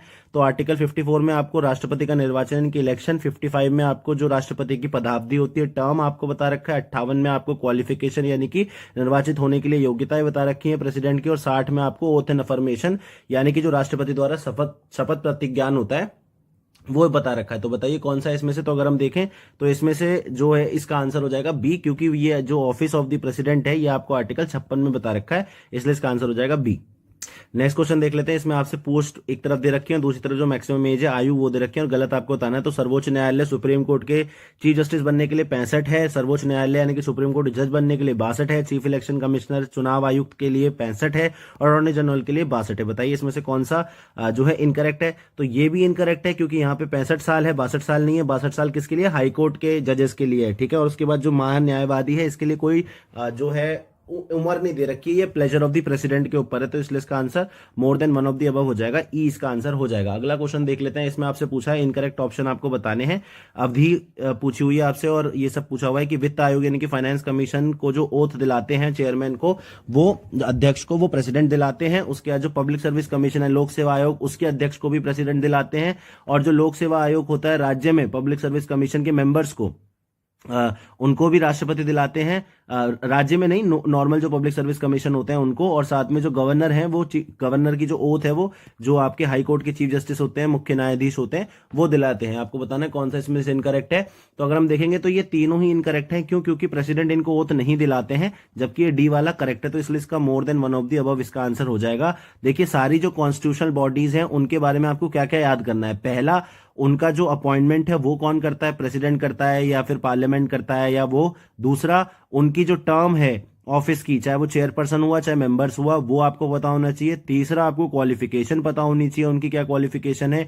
और चौथा, आपको क्या पता होना चाहिए कि वो क्या रीअपॉइंट हो सकते हैं क्या उस पोजीशन पे, ये सब आपको पता होना चाहिए। अगला क्वेश्चन देख लेते हैं। फाउंडेशन डे पूछ रहा है कि कौन से 3 राज्य जो है 3 स्टेट्स का फाउंडेशन डे सेम है, आपको वो पहचानना है। मणिपुर, मेघालय, त्रिपुरा, असम, आपको इनमें से पहचानना है। तो अगर हम देखें तो मणिपुर, मेघालय और त्रिपुरा जो है एक ही दिन अपना स्टेट फाउंडेशन डे मनाते हैं। वो 21 जनवरी 1972 को बनाए गए थे। ये पहले जो है नॉर्थ ईस्ट के सारे राज्य एक तरफ एक ही यूनिट थे, उसके धीरे धीरे उनको बांटा गया, रिऑर्गेनाइजेशन हुआ उनका अलग। अगला क्वेश्चन देख लेते हैं। इनकरेक्ट आपसे पूछ रखा है, एक तरफ पद यानी कि पोस्ट और दूसरी तरफ मिनिमम एज बता रखी है। तो डेप्यूटी स्पीकर यानी कि उपाध्यक्ष जो लोकसभा के होते हैं उनके लिए 30 वर्ष है। उसके बाद विधान परिषद के सदस्य यानी कि लेजिस्लेटिव काउंसिल के मेंबर के लिए 30 है, गवर्नर के लिए 35 है, और जो लेजिस्लेटिव असेंबली के सदस्य विधानसभा के उनके लिए 25 है।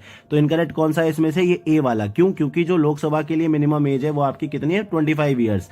ठीक है, और डेप्यूटी स्पीकर कौन होता है? लोकसभा का ही एक मेंबर होता है जिसको सब सर्वसम्मति से चुनते हैं, और डेप्यूटी स्पीकर बेसिकली आपका अपोजिशन पार्टी से होता है। ठीक है, ये आपको पता होना चाहिए। स्पीकर जो होता है वो हमेशा रूलिंग पार्टी से होता है, ये कन्वेंशन है।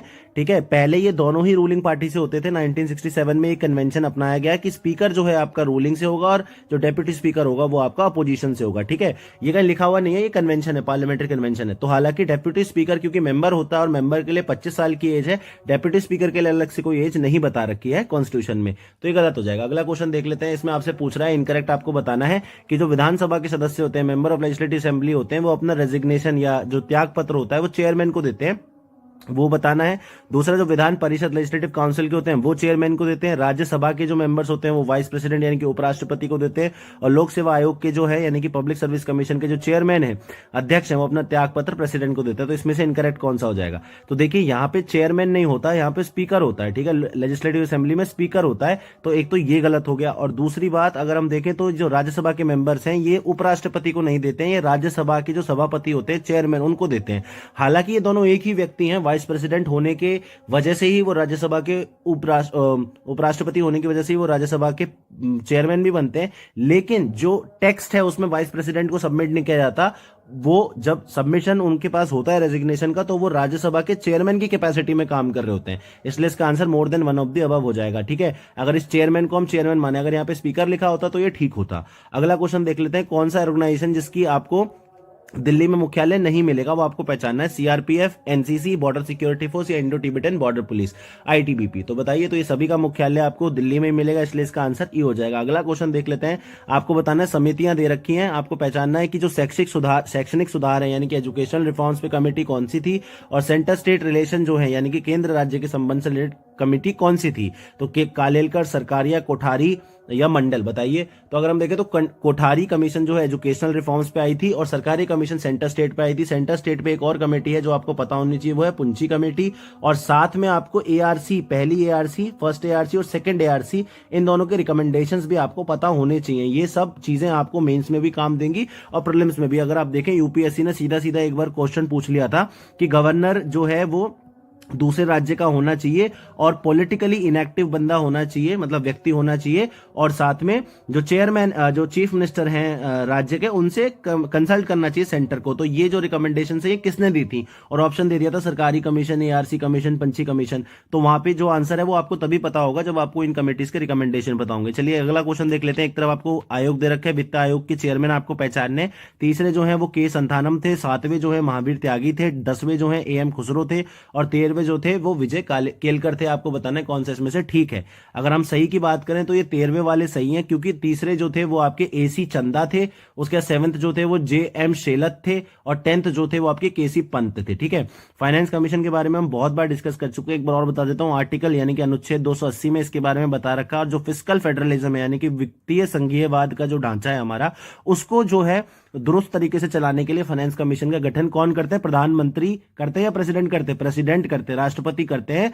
ठीक है, और टर्म ऑफ इनका जो रेफरेंस होता है यानी कि कमीशन किस किस चीज पे काम करेगा, वो भी प्रेसिडेंट ही उनको देते हैं।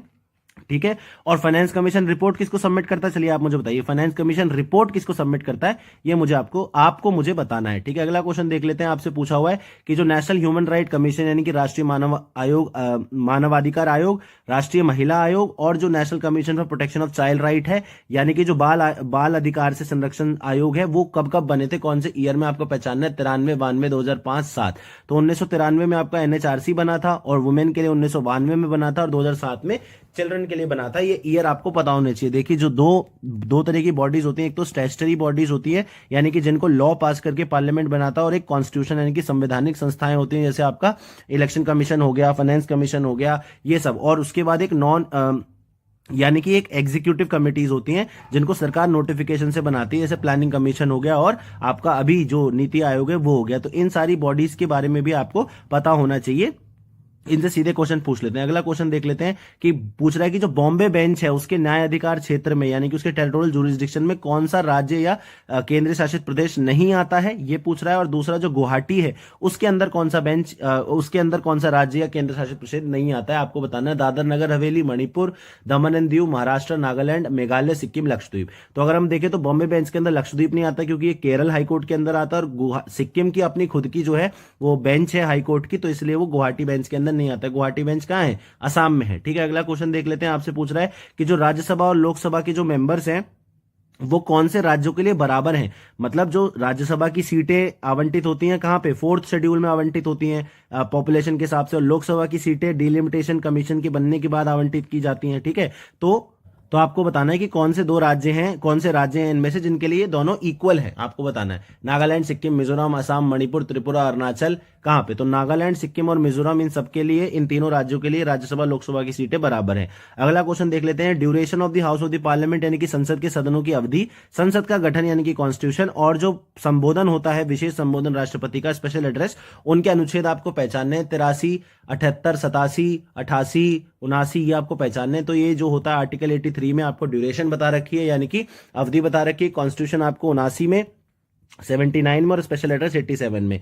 तो स्पेशल एड्रेस जो है वो बेसिकली जब पहला जनरल इलेक्शन के बाद जो फर्स्ट सेशन होता है तब राष्ट्रपति देते हैं, और दूसरा जो आपका हर वर्ष का जो पहला, हर ईयर का जो पहला सेशन होता है उसमें राष्ट्रपति देते हैं, और उसके बाद अभिभाषण के बाद उस पर चर्चा होती है और अमेंडमेंट्स। चलिए बताइए कि अमेंडमेंट्स जो है राष्ट्रपति के अभिभाषण में, राष्ट्रपति जो स्पीच देते हैं उसमें जो अमेंडमेंट्स हैं वो कौन प्रपोज कर सकता है, ये बताइए। उसमें अमेंडमेंट हो सकते हैं, नहीं हो सकते हैं, कौन प्रपोज करता है, ये मुझे आप मुझे बताएंगे। अगला क्वेश्चन देख लेते हैं, कमिटीज के बारे में पूछा हुआ है कि जो गृह व्यवस्था यानी कि हाउस कमिटीज हैं, हाउस कमिटीज में बहुत सारी कमिटीज आती है, तो जो हाउस कीपिंग कमेटी है उसमें पूछ रहा है कि इलेक्टेड मेंबर्स राज्यसभा से कितने होते हैं, और दूसरा जो लाइब्रेरी कमेटी है लोकसभा की उसमें जो कितने मेंबर्स होते हैं वो आपको बताना है। तो आपको 12, 9, 10, 3, 6, 5, 10 इनमें से चुनना है। तो अगर हम देखें नन ऑफ दीज इसका आंसर हो जाएगा, क्योंकि राज्यसभा की जो हाउस कीपिंग में हाउस कमेटी होती है वहां पे मेंबर्स इलेक्टेड नहीं होते हैं, चेयरमैन उनको नॉमिनेट करते हैं, ठीक है। और दूसरा अगर हम लाइब्रेरी कमेटी के बारे में देखें तो उसमें जो 9 मेंबर्स होते हैं वो लोकसभा से होते हैं, और जो 3 मेंबर्स होते हैं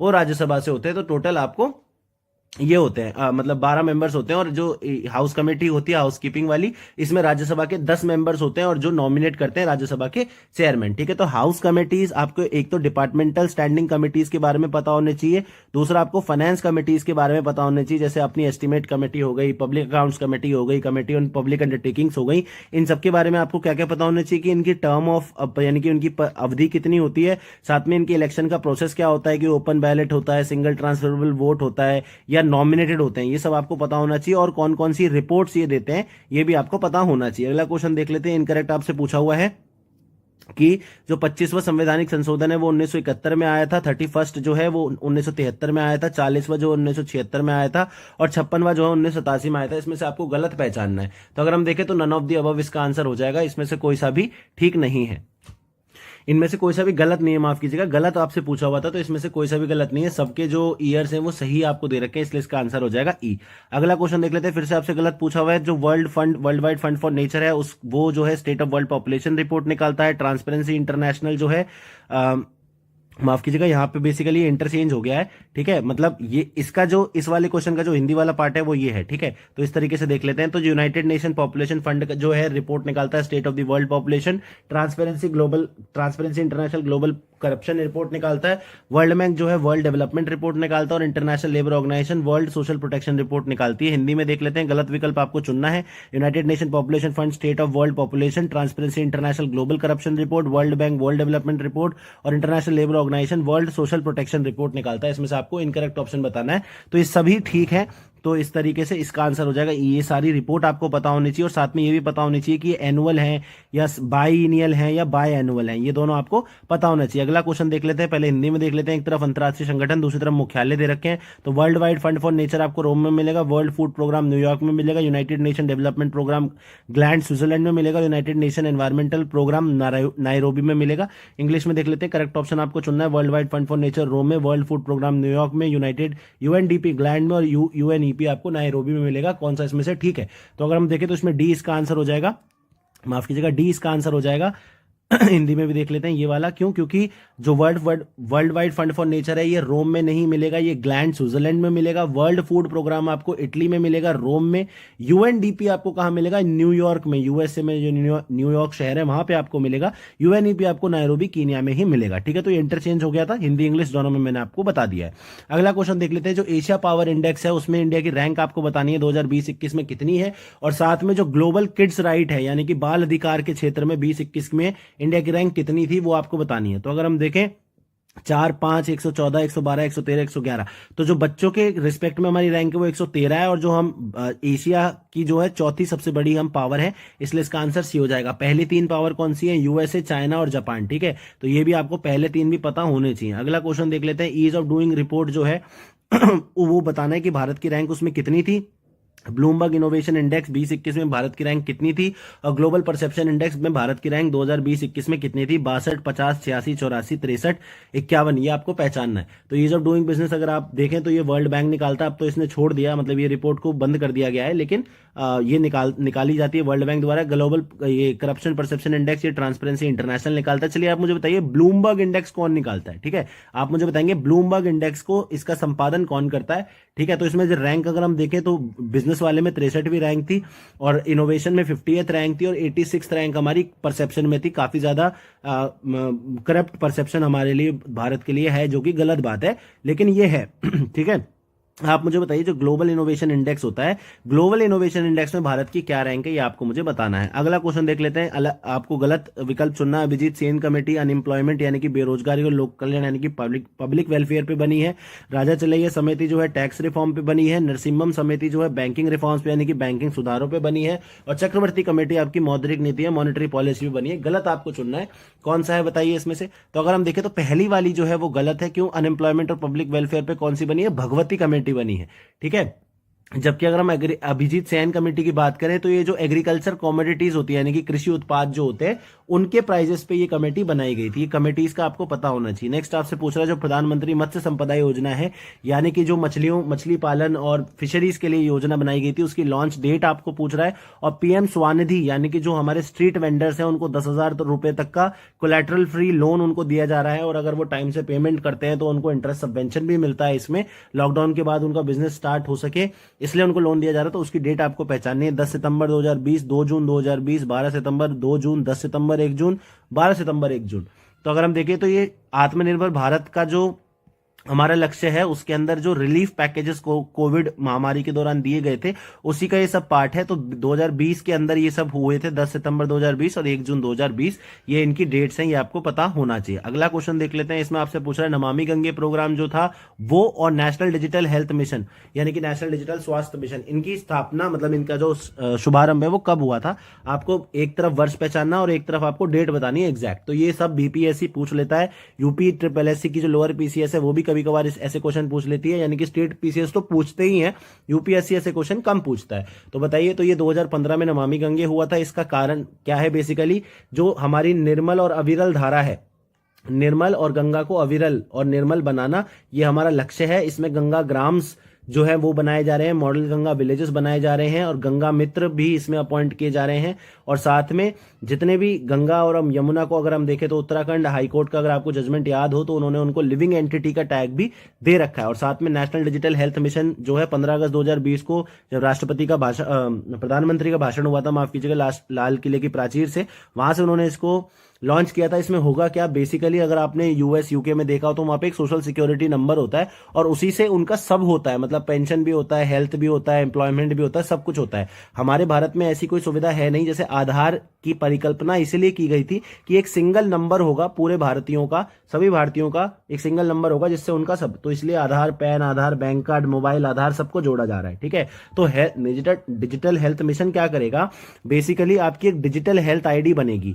डिजिटल हेल्थ आईडी का मतलब क्या है कि आपकी एक आईडी बनेगी जिसमें आपका पूरा मेडिकल हिस्ट्री रिकॉर्ड जो है वो स्टोर्ड होगा। अब मान लीजिए कि किसी एक व्यक्ति ए है, उसका एक्सीडेंट हो गया, ठीक है, और उसके वॉलेट में एक कार्ड मिला जिसपे डिजिटल नंबर लिखा हुआ था, या उसके कोई सैंपलिंग जैसे आधार में आइरिस स्कैन होता है, फिंगरप्रिंट होता है, उससे उसका ये पता लग गया कि ये बेसिकली व्यक्ति है, इसका डिजिटल जो नंबर है वो ये है, तो रिकॉर्ड हम इसका एक्सेस कर सकते हैं। मान लीजिए इस पर्टिकुलर बंदे को किसी पर्टिकुलर दवाई से एलर्जी है या इसका कोई प्रीवियस मेडिकल हिस्ट्री रही है जो इसके प्रेजेंट डे का जो इलाज चल रहा है उसमें एक महत्वपूर्ण भूमिका निभाती है। अब अगर ये व्यक्ति कई अशिक्षा के कारण भी, इलिटरेसी के कारण भी, कई लोगों को पता नहीं होता है, कोई अपने परिवारजनों को ले जा रहा है, उसको ये नहीं पता कि हमें ये चीज भी डॉक्टर को बतानी है, तो डॉक्टरों के लिए एक जगह वन स्टॉप सोल्यूशन आपकी सभी मेडिकल रिकॉर्ड्स का आपको मिलेगा। तो ये बात है, एक तो इसमें ये होगा। दूसरा इसमें डिजी डॉक्टर होंगे। डिजी डॉक्टर का मतलब क्या है? जितने भी ये डॉक्टर्स होते हैं उनका रजिस्ट्रेशन होगा और आप उनसे ऑनलाइन कंसल्टेशन कर पाएंगे, जिससे कि क्या खत्म होगा ये जो झोला छाप, बेसिकली जो हमारे जो गली मोहल्लों में डॉक्टर्स होते हैं जिनके पास डिग्रीज नहीं होती हैं, बेसिकली ऐसा जनरली होता नहीं होता है, मतलब डिग्रीज भी होती हैं, नहीं भी होती हैं, बेसिकली हम उन्हें झोला छाप डॉक्टर्स बोलते हैं, वो उनसे आप बच पाएंगे क्योंकि वो जो है एस्ट्रॉइड्स वगैरह प्रिस्क्राइब करते हैं जो कि आपकी सेहत के लिए अच्छा नहीं है, ठीक है। तो बेसिकली एक यूनिक आईडी दी जाएगी इसमें। नेक्स्ट आपसे पूछ रहा है बिहार के बजट के ऊपर क्वेश्चन है, आपसे पूछ रहा है कि जो रेवेन्यू सरप्लस है यानी कि राजस्व अधिशेष जो है 2021-22 में कितना अनुमानित है, एस्टिमेटेड है। और रेवेन्यू सरप्लस जो है जीडीपी का कितना प्रतिशत है, जो जीएसडीपी यानी कि राज्य का सकल घरेलू उत्पाद है उसका कितना परसेंटेज है, ये आपको बताना है। तो इसमें से पहचानना है। तो 9,196 करोड़ रुपया जो है वो रेवेन्यू सरप्लस एस्टिमेटेड है, जो कि 1.21% है स्टेट की जीडीपी का। ये नंबर्स आपको याद करने पड़ेंगे, इसलिए आप क्या कर सकते हैं, इस वीडियो को 3-4 बार देख सकते हैं और साथ में जो हमारा टेलीग्राम चैनल है उसको आप फॉलो कर सकते हैं। वहां पे आपको बाद में एंड में क्या मिलेगा, पिक्स मिल जाएंगी, पिक्स से आप फटाफट रिवीजन कर सकते हैं। तो ये आप काम कर सकते हैं, ये कर लीजिएगा। यूट्यूब चैनल भी और टेलीग्राम चैनल भी दोनों ही फ्री है, तो आप उसको जो है ज्वाइन कर सकते हैं। अगला क्वेश्चन देख लेते हैं। करेक्ट विकल्प आपको चुनना है बजट बिहार का। तो इसमें आपको पूछ रहा है जो रेवेन्यू डेफिसिट है यानी कि राजस्व का घाटा है वो कितना अनुमानित है 2021 में, रिवाइज एस्टिमेट के हिसाब से संशोधित अनुमान जो है वो बताना है कि कितना है वो, और ये कितना परसेंट है जीडीपी के, यानी कि राज्य की जीडीपी के कितना परसेंट है ये आपको बताना है। तो ये जो रिवाइज एस्टिमेट के हिसाब से 5187 करोड़ रुपए है, जो कि जो जीडीपी है उसका 0.8% है। अब राजस्व घाटा क्या होता है, रेवेन्यू डेफिसिट क्या होता है, ये मैं आपको पहले ही बता चुका हूं। जो रेवेन्यू रिसीट है यानी कि जो राजस्व की प्राप्तियां हैं, और रेवेन्यू एक्सपेंडिचर यानी कि राजस्व का जो व्यय है, सरकार जो रेवेन्यू एक्सपेंडिचर करती है उसके बीच का जो डिफरेंस है वो रेवेन्यू डेफिसिट होता है। ठीक है, अगला क्वेश्चन देख लेते हैं। करेक्ट ऑप्शन चुनने के लिए बोल रहा है कि जो फिस्कल डेफिसिट है यानी कि राजकोषीय घाटा है 2021-22 में, यानी कि फिस्कल ईयर 22 में वो कितना करोड़ रुपया है, वो अनुमानित कितने करोड़ रुपया है। और दूसरा अगर 2021 का यानी कि फिस्कल ईयर 21 का अगर हम राजस्व घाटा देखें तो वो राज्य का जो जीडीपी है यानी कि राज्य का सकल घरेलू उत्पाद है उसमें कितना है वो, अगर हम संशोधित अनुमान की तरह से देखें तो अगर हम देखें तो ये 22,511 करोड़ रुपए है जो फिस्कल ईयर 22 में होगा। और पिछले साल में अगर हम जीडीपी के हिसाब से देखें तो 6.77% है। देखिए फिस्कल डेफिसिट क्या होता है, फिस्कल डेफिसिट होता है total revenue minus total expenditure, यानी कि टोटल जो प्राप्ति है, कुल प्राप्ति और कुल व्यय के बीच का जो डिफरेंस होता है उसको हम फिस्कल डेफिसिट बोलते हैं। टोटल रेवेन्यू में क्या क्या होता है, रेवेन्यू रिसीट यानी कि ये आपके जो राजस्व की प्राप्तियां होती है, और कैपिटल रिसीट्स यानी कि जो आपकी पूंजी वाली प्राप्तियां होती हैं वो। और टोटल एक्सपेंडिचर में क्या होता है, राजस्व का जो एक्सपेंडिचर होता है, रेवेन्यू एक्सपेंडिचर और कैपिटल एक्सपेंडिचर। तो इन दोनों को मिला दें अगर हम, कैपिटल रिसीट्स यहाँ आएगा और कैपिटल एक्सपेंडिचर यहाँ आएगा, तो इन दोनों को मिला दे तो टोटल एक्सपेंडिचर और ये टोटल रेवेन्यू, तो इन दोनों के बीच का फिस्कल डेफिसिट होता है। और फिस्कल डेफिसिट क्या जो है इंडिकेट करता है, जो हमारी गवर्नमेंट की फिस्कल हेल्थ है, यानी कि जो राजकोषीय हेल्थ है हमारी गवर्नमेंट की, स्वास्थ्य है, उसको इंडिकेट करता है। और फिस्कल डेफिसिट और क्या इंडिकेट करता है, जो बोरोइंग्स है यानी कि कितना कर्जा सरकार को लेना पड़ेगा, वो भी जो है ये फिस्कल डेफिसिट आपको बताता है। अगला क्वेश्चन देख लेते हैं। आपसे पूछ रहा है एग्रीकल्चर, मैन्युफैक्चरिंग और सर्विस यानी कि कृषि, विनिर्माण और सेवा क्षेत्रों में अगर हम देखें बजट 2021-22 में 2021-22 में 19-20 के हिसाब से अगर हम 19-20 में देखें तो कितना परसेंट जो है योगदान रहा है, तो आपको बताना है 10, 10, 60, 55, 20। इसमें से पहचानना है, तो इसमें से कोई नहीं है क्योंकि इसका माफ कीजिएगा 20 और 60% का जो है 19-20 में योगदान रहा है। अगला क्वेश्चन देख लेते हैं। बजट के हिसाब से पूछा हुआ है 19-20 में अगर हम पर कैपिटा जीएसडीपी देखें यानी कि प्रति व्यक्ति सकल घरेलू उत्पाद देखें, कांस्टेंट प्राइस पे, स्थिर मूल्य पे वो कितना है वो आपको बताना है। और साथ में अगर हम पीरियोडिक लेबर फोर्स सर्वे की अगर हम बात करें तो जो बेरोजगारी दर है सभी को अगर हम मिला लें तो जुलाई 2018 से जून 2019 के बीच में कितनी है, 34,134, 34,413, 143, 134, 11.2, 10.2, 12.2 या 10.2।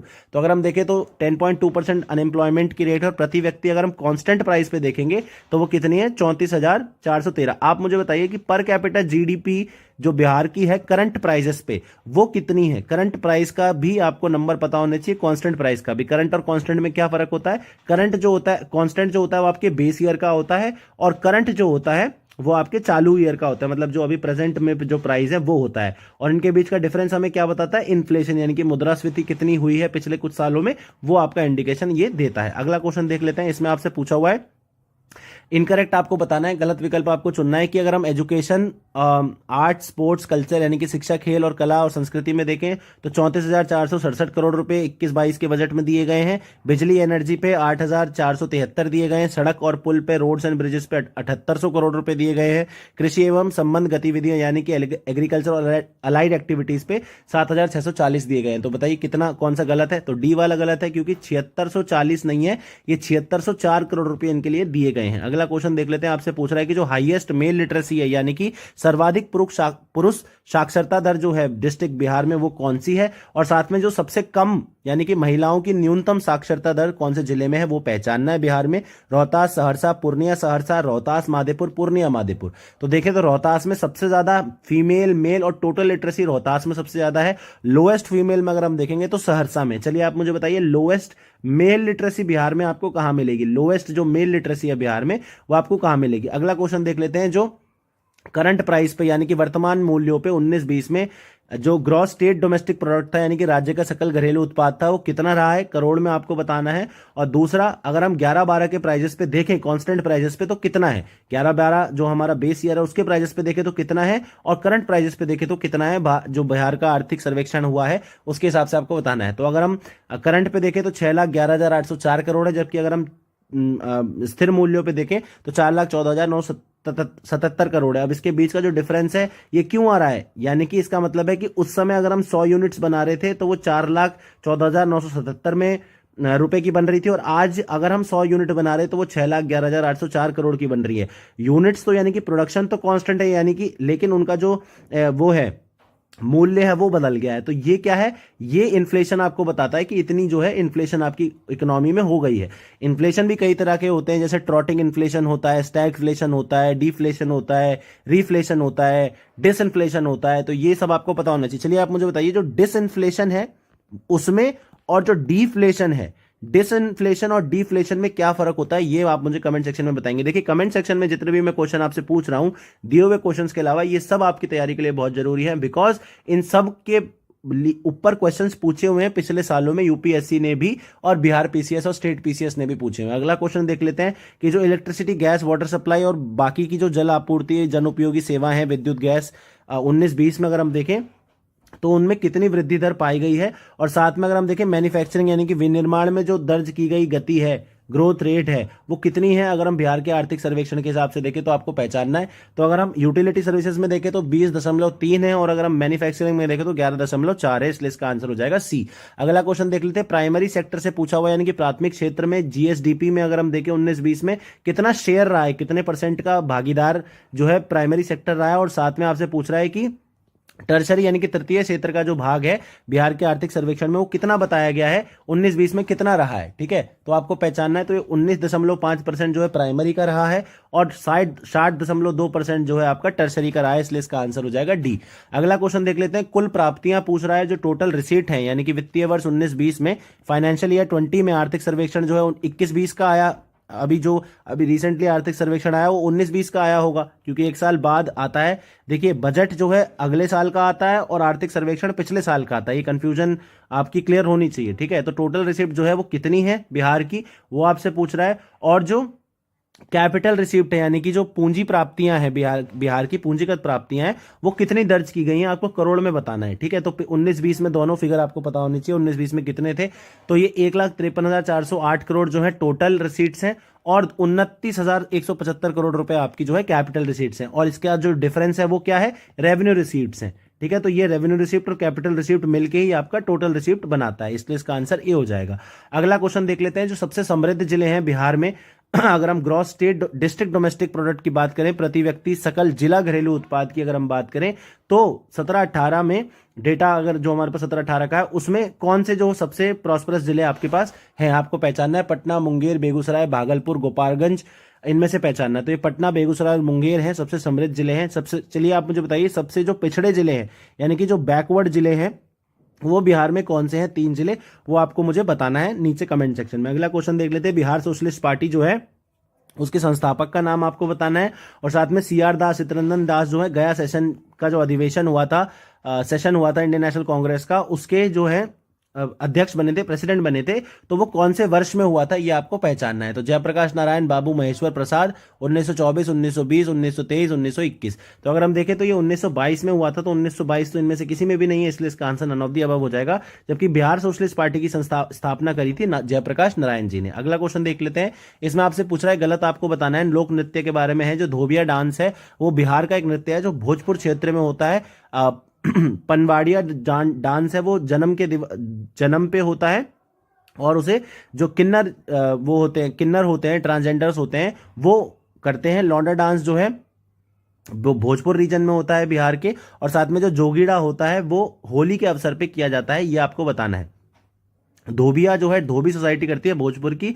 लौंडा डांस जो है भोजपुर में होता है जनरली। आपको इसमें से गलत पहचानना है कौन सा इसमें से आपको गलत बता रखा है, बताइए इसमें से गलत कौन सा है। तो इसमें से सभी सही हैं, कोई भी इसमें से गलत नहीं है, इसलिए इसका आंसर ये हो जाएगा। लोक नृत्य के बारे में भी आपको पता होना चाहिए। नेक्स्ट आपसे पूछ रहा है बिहार की जो पहली फिल्म थी जिसका निर्माण किया गया था उसका नाम आपको बताना, और साथ में कौन से वर्ष में उसका निर्माण किया गया था। तो बलम परदेसिया, पुनर्मिलन, 1931, 1932। तो ये बलम परदेसिया थी, जो पुनर्मिलन थी, माफ कीजिएगा, जो पहली बिहार की फीचर फिल्म थी, और उसको 1931 में बनाया गया था। चलिए नाम बताइए इनके डायरेक्टर का, किसने बनाया था, इसके डायरेक्टर कौन थे, ये आपको नाम मुझे देख के बताना है। अगर आपको पता है तो बिना देखे बताइए, बहुत अच्छी बात है। नहीं पता है तो भी सर्च करके बताइए, कुछ तो करिए, ठीक है। नेक्स्ट क्वेश्चन आपसे पूछ रहा है कि आपको सही स्थान को चुनना है। जो सिन्हेश्वर मंदिर है वो आपको वैशाली में मिलेगा, सीताकुंड आपको माधेपुरा में मिलेगा, कुंडग्राम मुंगेर में मिलेगा, और नेपाली मंदिर आपको हाजीपुर में मिलेगा। कौन सा इसमें से करेक्ट है वो आपको पहचानना है। तो अगर हम देखें तो नेपाली मंदिर जो है आपको हाजीपुर में मिलेगा, ये ठीक है। जबकि कुंडग्राम की बात करें तो ये वैशाली में है, सीताकुंड की बात करें तो ये मुंगेर में है, और सिन्हेश्वर प्लेस की बात करें तो ये आपके माधेपुरा में आपको मिलेगा। ये सारी चीजें आपको पता होनी चाहिए। जितने भी टूरिस्ट सर्किट प्लेसेस हैं, यानी कि जो टूरिस्ट प्लेसेस हैं बिहार के फेमस, वो आपको उनकी डिस्ट्रिक्ट के साथ पता होनी चाहिए। साथ में आपको वेटलैंड्स और लेक्स, ये दोनों भी बिहार के जो इंपॉर्टेंट हैं वो आपको पता होने चाहिए। अगला क्वेश्चन देख लेते हैं। जो वेस्ट बंगाल से कौन सा जिला है बिहार का जो टच नहीं करता, वो आपको पहचानना है। किशनगंज, पूर्णिया, कटिहार या अररिया। तो वेस्ट बंगाल से जो है अररिया टच नहीं करता, इसलिए इसका आंसर हो जाएगा डी। अगला क्वेश्चन देख लेते हैं, आपसे ऑड वन आउट पूछ रहा है कौन सा इसमें से है। तो वेस्ट बंगाल यानी कि पश्चिम बंगाल में आपको बक्सर टाइगर रिजर्व मिलेगा, तेलंगाना में आपको अमराबाद टाइगर रिजर्व मिलेगा, कर्नाटक में सत्यमंगलम मिलेगा, और उड़ीसा में आपको सतकोशिया मिलेगा। ऑड वन आउट आपको विषम विकल्प इसमें चुनना है। तो अगर हम देखें सत्यमंगलम आपको कर्नाटका में नहीं मिलेगा, सत्यमंगलम आपको तमिलनाडु में मिलेगा, इसलिए ये ऑड वन आउट है, यही गलत है। अगला क्वेश्चन देख लेते हैं, इसमें से गलत आपसे पूछा। चलिए जो नेशनल टाइगर रिजर्व से, चलिए आप मुझे बताइए कि टाइगर रिजर्व, चलिए मैं आपको बता देता हूँ। प्रोजेक्ट टाइगर स्टार्ट हुआ था भारत में 1973 में, ठीक है। उसके अंदर ये जो है टाइगर रिजर्व की स्थापना की जाती है, और ये अलग से कोई जगह नहीं होती। जो हमारे नेशनल पार्क्स होते हैं, वाइल्ड लाइफ सेंचुरीज होती हैं और बायोस्फीयर रिजर्व्स होते हैं, उन्हीं के अंदर एक पर्टिकुलर एरिया को मार्क कर दिया जाता है कि ये टाइगर की टेरिटरी, और यहाँ पे किसी भी तरीके का जो हस्तक्षेप है, इंटरफेरेंस है, उसको अलाउ नहीं किया जाता।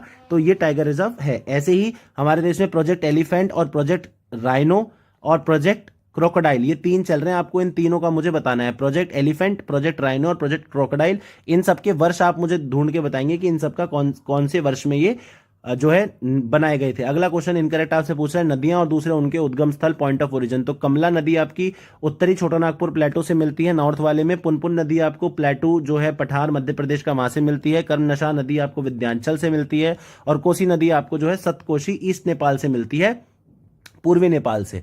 तो अगर हम देखें कौन सा गलत है इसमें से, तो कमला नदी वाला गलत है। क्यों? क्योंकि ये छोटा नागपुर से नहीं आती है। ये कहां से आती है? महाभारत रेंज जो है, महाभारत पर्वत श्रृंखला जो नेपाल में, वहां से कमला नदी आती है। अगला क्वेश्चन देख लेते हैं। कुंड बताना है कौन सा मुंगेर में स्थित नहीं है, गौमुख, रामेश्वर, ब्रह्मकुंड या लक्ष्मण कुंड। कौन सा जो है मुंगेर में स्थित नहीं है वो आपको बताना है। तो अगर हम देखें ब्रह्मकुंड जो है मुंगेर में स्थित नहीं है, ये कहां पे है? राजगीर में स्थित है, ठीक है। ये भी आपको बताना, यही मैंने आपको ऊपर बताया ना, वेटलैंड्स, लेक्स और important religious places, tourist destination, ये आपको पता होनी चाहिए। अगला क्वेश्चन देख लेते हैं। इसमें आपसे गलत विकल्प चुनने के लिए बोल रहा है। एक तरफ आपको उद्योग यानी कि इंडस्ट्री, और दूसरी तरफ उनकी जो लोकेशन है। तो उर्वरक, फर्टिलाइजर वाले आपको बरौनी में मिलेगी, खनन यानी कि माइनिंग के आपको दिलावरपुर में मिलेगी, तसर रेशम की यानी कि तसर सिल्क की आपको भागलपुर में मिलेगी, और रेल इंजन की जो मरम्मत है वो आपको जमालपुर में होती हुई दिखेगी। आपको इनकरेक्ट बताना है। तो अगर हम देखें जो खनन वाली है वो गलत है, क्योंकि दिलावरपुर में कौन सी है? दिलावरपुर में बीड़ी और तंबाकू, ये इन दो चीजों की इंडस्ट्री आपको दिलावरपुर में मिलेगी। जबकि अगर हम माइनिंग की अगर हम बात करें तो ये आपको औरंगाबाद में मिलेगी, ठीक है।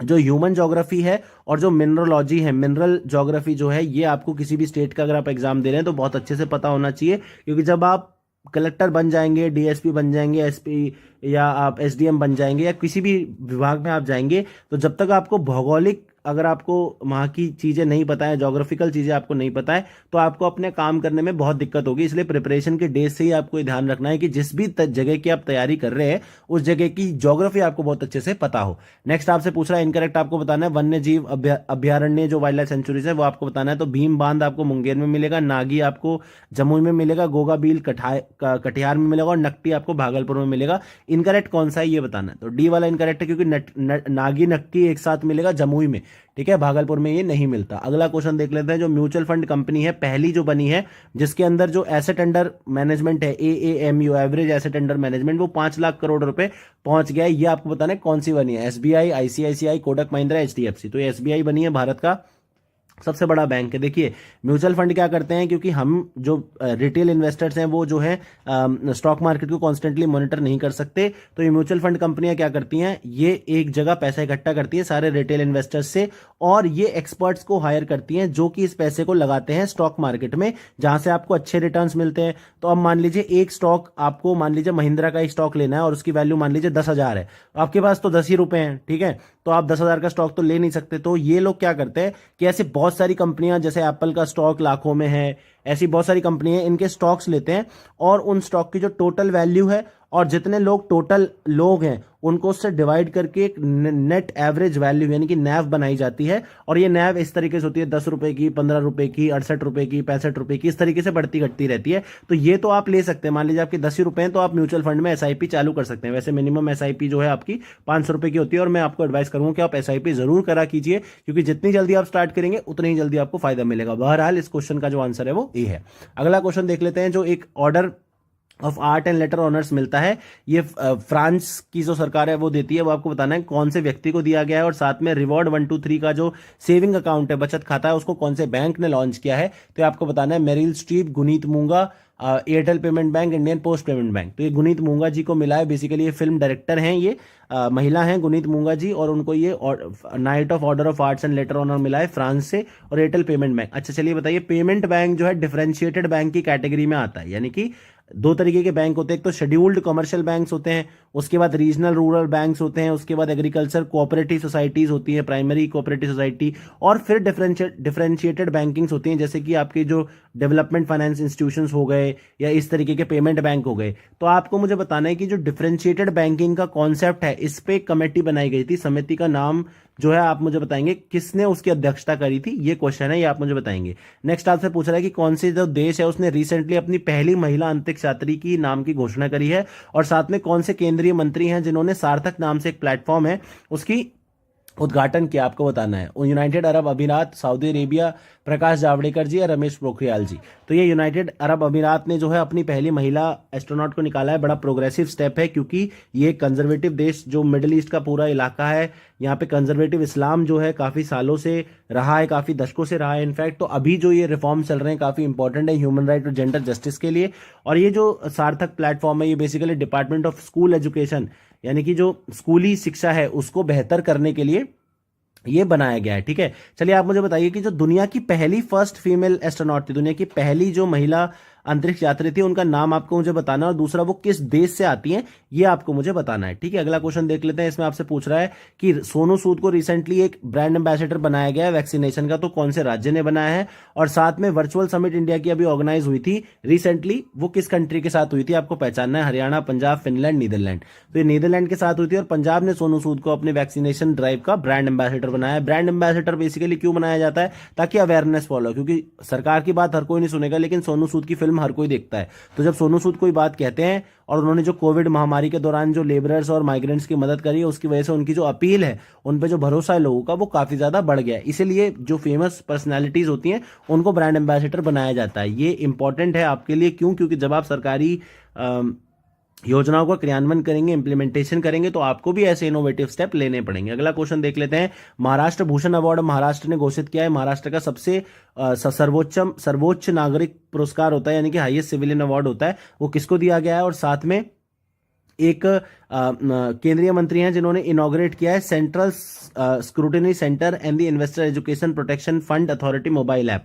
बेसिकली जो इन्वेस्टर्स हैं, हमारे तरह के जो निवेशक हैं, उनकी प्रोटेक्शन के लिए एक प्लेटफॉर्म बनाया गया है, तो उनका नाम आपको बताना है कौन से हैं वो। तो अगर हम देखें तो ये आशा भोसले जी को दिया गया है ये अवार्ड, और निर्मला सीतारमन जो हमारी फाइनेंस मिनिस्टर हैं, first full time female finance minister हैं हमारी, तो उन्होंने इसको लॉन्च किया गया है। नेक्स्ट आपसे पूछ रहा है, लॉन्च किया है इन्होंने। नेक्स्ट आपसे पूछ रहा है कि जो एयरपोर्ट अथॉरिटी ऑफ इंडिया यानी कि भारतीय विमानपत्तन प्राधिकरण के जो अभी रिसेंटली चेयरमैन अध्यक्ष नियुक्त किए गए, उनका नाम आपको बताना, और साथ में जो मुख्य वैज्ञानिक सलाहकार यानी कि प्रिंसिपल साइंटिफिक एडवाइजर है के विजय राघवन, उनकी जो पदावधि है, टर्म है, उसको बढ़ा दिया गया है कितने साल से, ये आपको पहचानना है। संजीव कुमार अरविंद सिंह 1 साल 2 साल, तो ये संजीव कुमार हैं जो एयरपोर्ट अथॉरिटी ऑफ इंडिया के चेयरमैन बने हैं और इनकी पदावधि को 1 साल से बढ़ा दिया गया है। अगला क्वेश्चन देख लेते हैं, इसमें आपसे पूछ रहा है कि जो इंटरनेशनल इंटेलेक्चुअल प्रॉपर्टी इंडेक्स है, अंतर्राष्ट्रीय बौद्धिक संपदा सूचकांक है, ये भारत इसमें कौन से वे स्थान पे है, ये आपको बताना है। और साथ में प्रणीत जो एक पोर्टल है ई ट्रेडिंग के लिए, ट्रेंडिंग नहीं होगा, माफ कीजिएगा, electronic trading, basically e trading के लिए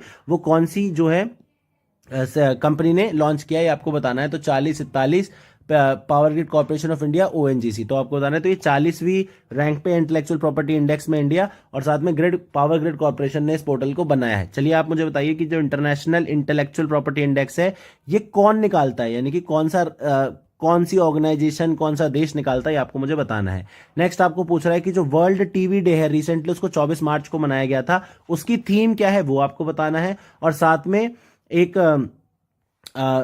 व्यक्ति हैं नवल सदावी, वो फेमिनिस्ट हैं, यानी कि महिलाओं के मुद्दे उठाती हैं, मनोचिकित्सक, साइकोलॉजिस्ट हैं, और साथ में उपन्यासकार भी हैं, नोवेलिस्ट हैं। वो कौन सी कंट्री से बिलोंग करती हैं, ये आपको बताना है। तो ये जो थीम है वर्ल्ड टीवी डे का, तो इसका थीम है द क्लॉक इज टिकिंग। और ये जो नवल सदावी हैं ये इजिप्ट से आती हैं, मिस्र से आती हैं, इसलिए इसका आंसर हो जाएगा सी। अगला क्वेश्चन देख लेते हैं, जो फेड बैंक फाइनेंशियल सर्विसेज हैं उसको अभी एक फाइन लगाया है, जुर्माना लगाया आरबीआई ने, तो कितने रुपए का लगाया है वो आपको बताना है। और साथ में एक कमेटी बनाई गई है बैंकिंग एप्लीकेशन को इवैल्यूएट करने के लिए, यानी कि जो आजकल बहुत सारी ऑनलाइन एप्लीकेशंस हैं बैंकिंग के लिए, बैंकिंग सुविधा को बनाने के लिए, फाइनेंशियल इंक्लूजन के लिए, वो पहचानना है कि किसने वो समिति बनाई है।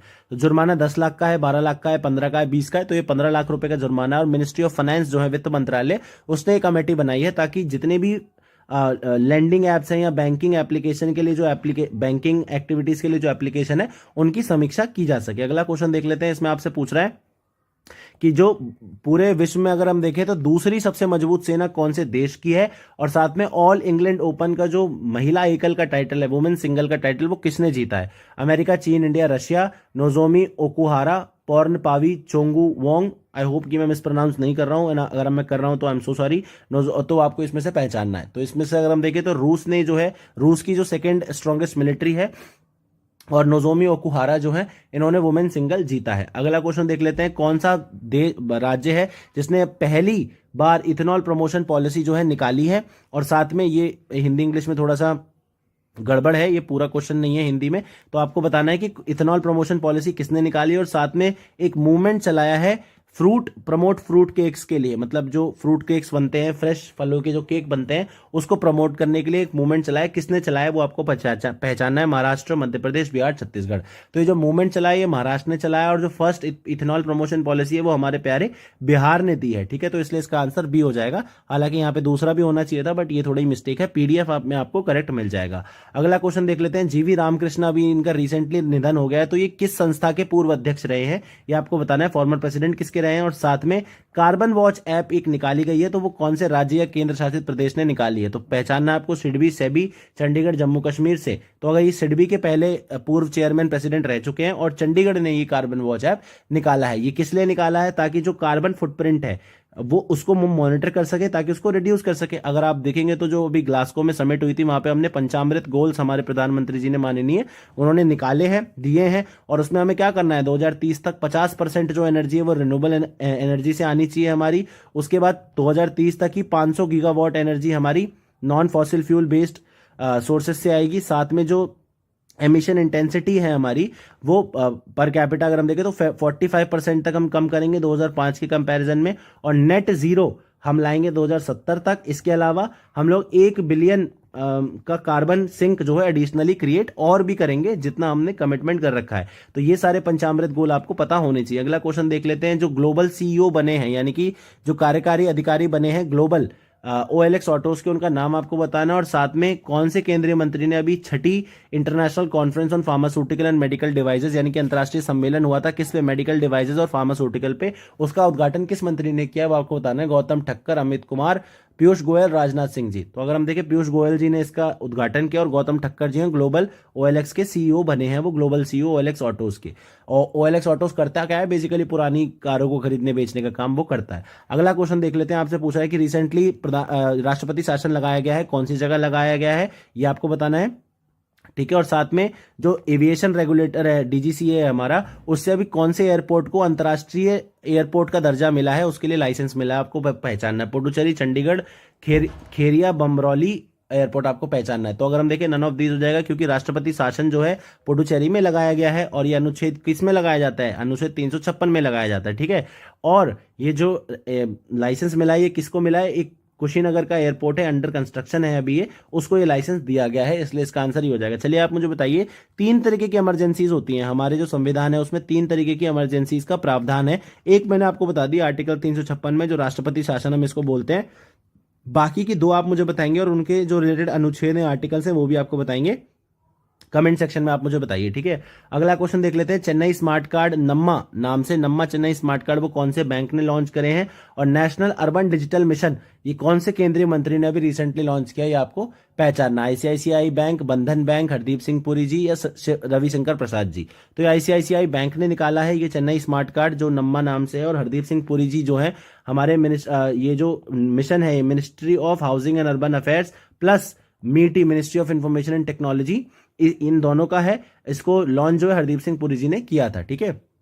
यहाँ पे बेसिकली बनाया क्या जाएगा, जो स्मार्ट सिटी का कॉन्सेप्ट है, यानी कि डिजिटल इंफ्रास्ट्रक्चर बनाया जाएगा जो सबके लिए शेयर्ड होगा। जैसे अगर हम देखें तो कॉमन वाईफाई हॉटस्पॉट्स बना दिए जा रहे हैं, तो इसी तरीके का कुछ काम होगा, जिससे कि जो ईज ऑफ लिविंग है हमारी, रहने में जो आसानी है वो हमारी बढ़ जाएगी। अगला क्वेश्चन देख लेते हैं कि एक फूलों का प्रोसेसिंग सेंटर यानी कि प्रसंस्करण केंद्र बनाया गया, कौन से राज्य ने बनाया है वो आपको पहचानना है। और गजेंद्र सिंह शेखावत जो यूनियन मिनिस्टर हैं, केंद्रीय मंत्री हैं, उन्होंने अभी एक लार्ज डैम सिंपोजियम इंटरनेशनल अंतर्राष्ट्रीय कमीशन का उद्घाटन किया है, जो बड़े डैम्स पे है, उसके सिंपोजियम का वो किया है। तो वो कौन से राज्य में किया आपको पहचानना है, कौन सिटी में, कर्नाटका, केरला, बेंगलुरु, दिल्ली।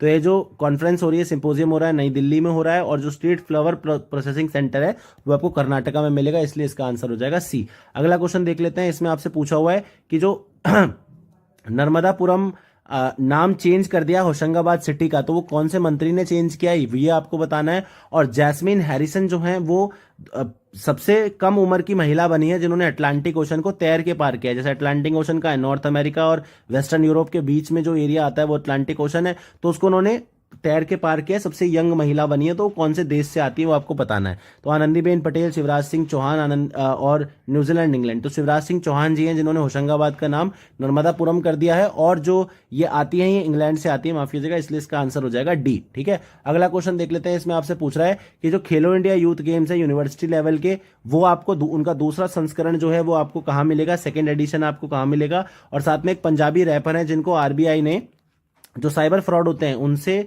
बचने के लिए, उनको अवेयरनेस फैलाने के लिए उनसे जो है कोलैबोरेशन किया, तो उनका नाम आपको बताना है। तमिलनाडु, कर्नाटका, रफ्तार वायरस। तो ये जो रैपर है वो वायरस है, उनका नाम वो वायरस नहीं है, माफ कीजिएगा, उनका नाम वायरस है। और साथ में कर्नाटका में ये आपको खेलो इंडिया यूथ गेम्स मिलेंगे। इनका जो यूनिवर्सिटी लेवल के जो होंगे वो कर्नाटका में आपको मिलेंगे। अगला क्वेश्चन देख लेते हैं। इसमें बेसिकली खेलो इंडिया में क्या होता है कि यहाँ पे एनुअल आपको 5 लाख रुपए मिलते हैं, एनुअली सालाना 5 लाख रुपए मिलते हैं 8 साल के लिए। और भारत के जो माफ कीजिएगा, भारत के जो अच्छे खिलाड़ी हैं उनके जो टैलेंट है उसको पहचानने का यहाँ पे काम होता है। अगला क्वेश्चन पूछ रहा है कि 29th global HRD Congress award अभी प्रदान किया गया है सर्वश्रेष्ठ सेवा के लिए, यानी कि एक्सीलेंस इन सर्विसेज के लिए, वो कौन से बैंक को मिला है। और साथ में इंडियन कोस्ट गार्ड का जो शिप है C453 इंटरसेप्टर, उसको कमीशन किया गया है कहाँ पे, मतलब उसको सेवा में शामिल किया गया है, कहाँ पे किया है वो बताना है। तो ये यूनाइटेड बैंक ऑफ इंडिया है जिसको ये अवार्ड मिला है, और चेन्नई में जो है इसको कमीशन किया गया, इसलिए इसका आंसर बी हो जाएगा। अगला क्वेश्चन देख लेते हैं। इसमें आपसे पूछ रहा है बुक्स के ऊपर ये क्वेश्चन है। अमित शाह जी ने एक रिसेंटली किताब निकाली है, नई दिल्ली से उसको लॉन्च किया था, उसका नाम आपको बताना है कौन सी किताब है। साथ में इंडियन ऑयल ने एक मेमोरेंडम यानी कि समझौता साइन किया हाइड्रोजन के लिए, हाइड्रोजन फ्यूल पे, वो कौन सी कंट्री से किया है वो आपको बताना है। ठीक है। तो ये जो किताब है जिसको अमित शाह जी ने, हमारे जो गृह मंत्री हैं, उन्होंने लॉन्च किया, उसका नाम है राष्ट्र प्रथम 82 वर्षों की स्वर्णिम गाथा। और ग्रीन स्टेट नॉर्वे नाम की जो कंपनी है उससे इंडियन ऑयल ने जो है एक मेमोरेंडम साइन किया हाइड्रोजन के लिए। देखिए हाइड्रोजन जो है एक क्लीन सोर्स ऑफ एनर्जी है, आपने सुना होगा HCNG, हाइड्रोजन युक्त CNG जो होती है उस पर भी काम चल रहा है। और साथ में hydrogen mission, national hydrogen mission के बारे में भी आपको पता होना चाहिए, क्योंकि ये जो रिसेंट बजट आया था 22-23 का, उसमें भी केंद्र सरकार ने इस पे बात करी थी। अगला क्वेश्चन देख लेते हैं। जो चौथा ग्रैंड स्लैम जीता है ऑस्ट्रेलियन ओपन फाइनल में 2021 में, वो किसने जीता है, ये आपको मुझे बताना है। और साथ में जो tree city of the world है 2020 में, वो कौन सी सिटी बनी है, ये आपको बताना है। जेनिफर ब्रैडी, नोवाक जोकोविच, जेनिफर ब्रैडी, बेंगलुरु या हैदराबाद, इसमें से आपको पहचानना है। तो अगर हम पुरुष एकल की बात करें तो उसको नोवाक जोकोविच ने जीता है, लेकिन अगर हम महिला की बात करें, क्योंकि इसमें हर लिखा हुआ है, तो महिला की बात करें तो इसको नाओमी ओसाका ने जीता है। उन्होंने अपना चौथा ग्रैंड स्लैम इवेंट जीता है यहाँ पे, और ये जो है हैदराबाद को ये टाइटल मिला है, इसलिए इसका answer none of the above हो जाएगा। बेसिकली यहाँ पे क्या कर रहे हैं, अर्बन फॉरेस्ट है, शहरी जो वन है, उनको बढ़ावा देने के लिए ये अवार्ड दिया जाता है, रिकॉग्निशन दिया जाता है। अगला क्वेश्चन देख लेते हैं। इथेनॉल प्रमोशन पॉलिसी हम बात कर चुके हैं, बिहार राज्य ने निकाली है, इसलिए इसका आंसर सी हो जाएगा।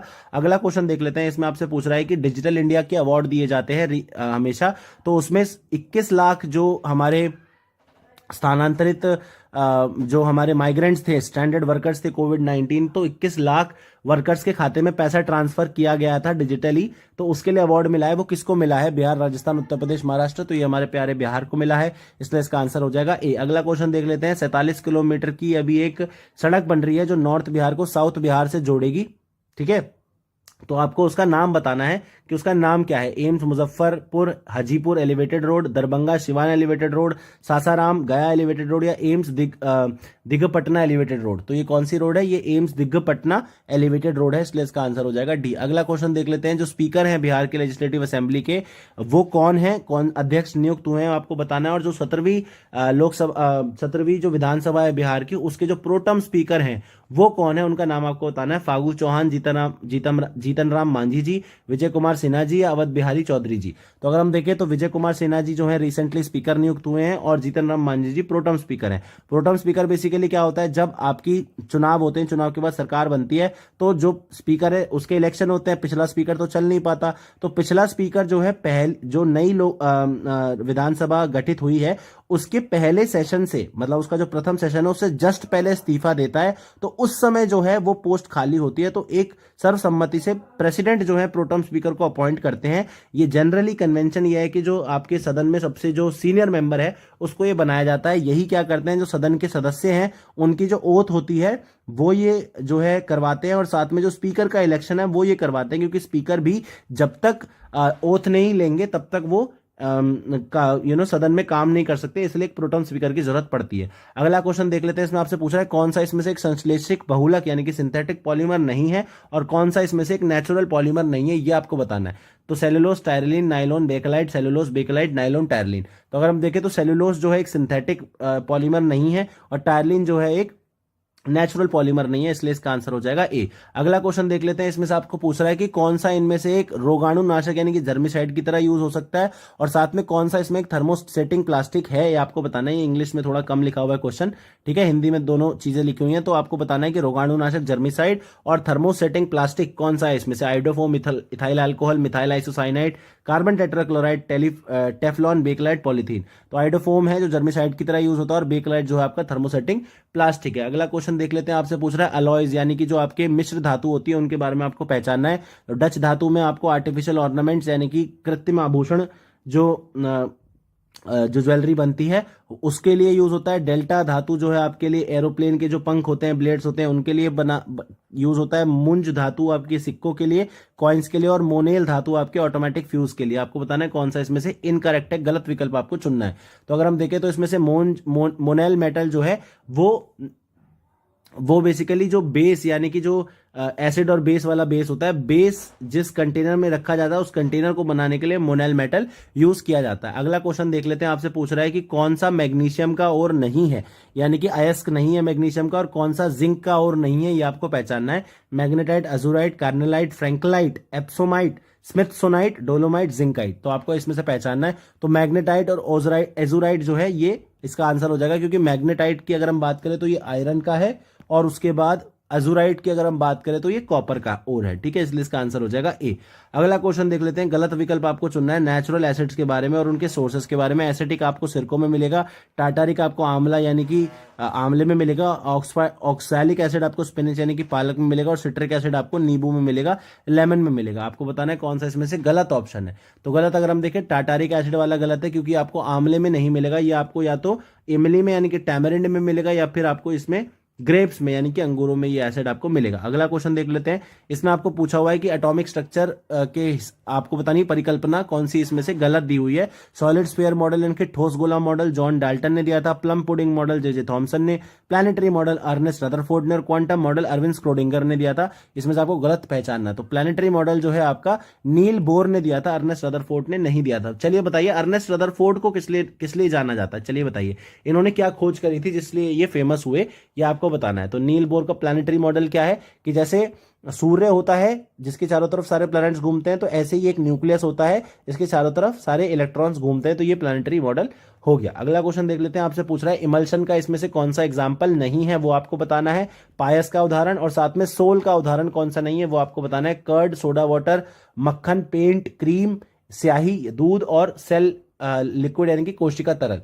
तो अगर हम देखें तो इसका आंसर क्या हो जाएगा, कर्ड जो है इमल्शन का नहीं है, क्योंकि इमल्शन क्या होता है, इमल्शन वो होता है जो दो लिक्विड आपने डाल दिया और वो आपस में मिक्स नहीं होते, यानी कि जैसे तेल और पानी आपने मिला दिया आपस में मिक्स नहीं होते, लेकिन उस सॉल्यूशन को हम इमल्शन बोलते हैं। लेकिन कर्ड में ऐसा नहीं होता, वो पानी सब कुछ उसमें मिक्स हो रखा होता है। और सोडा वाटर जो है सॉल का एग्जाम्पल नहीं है, ठीक है।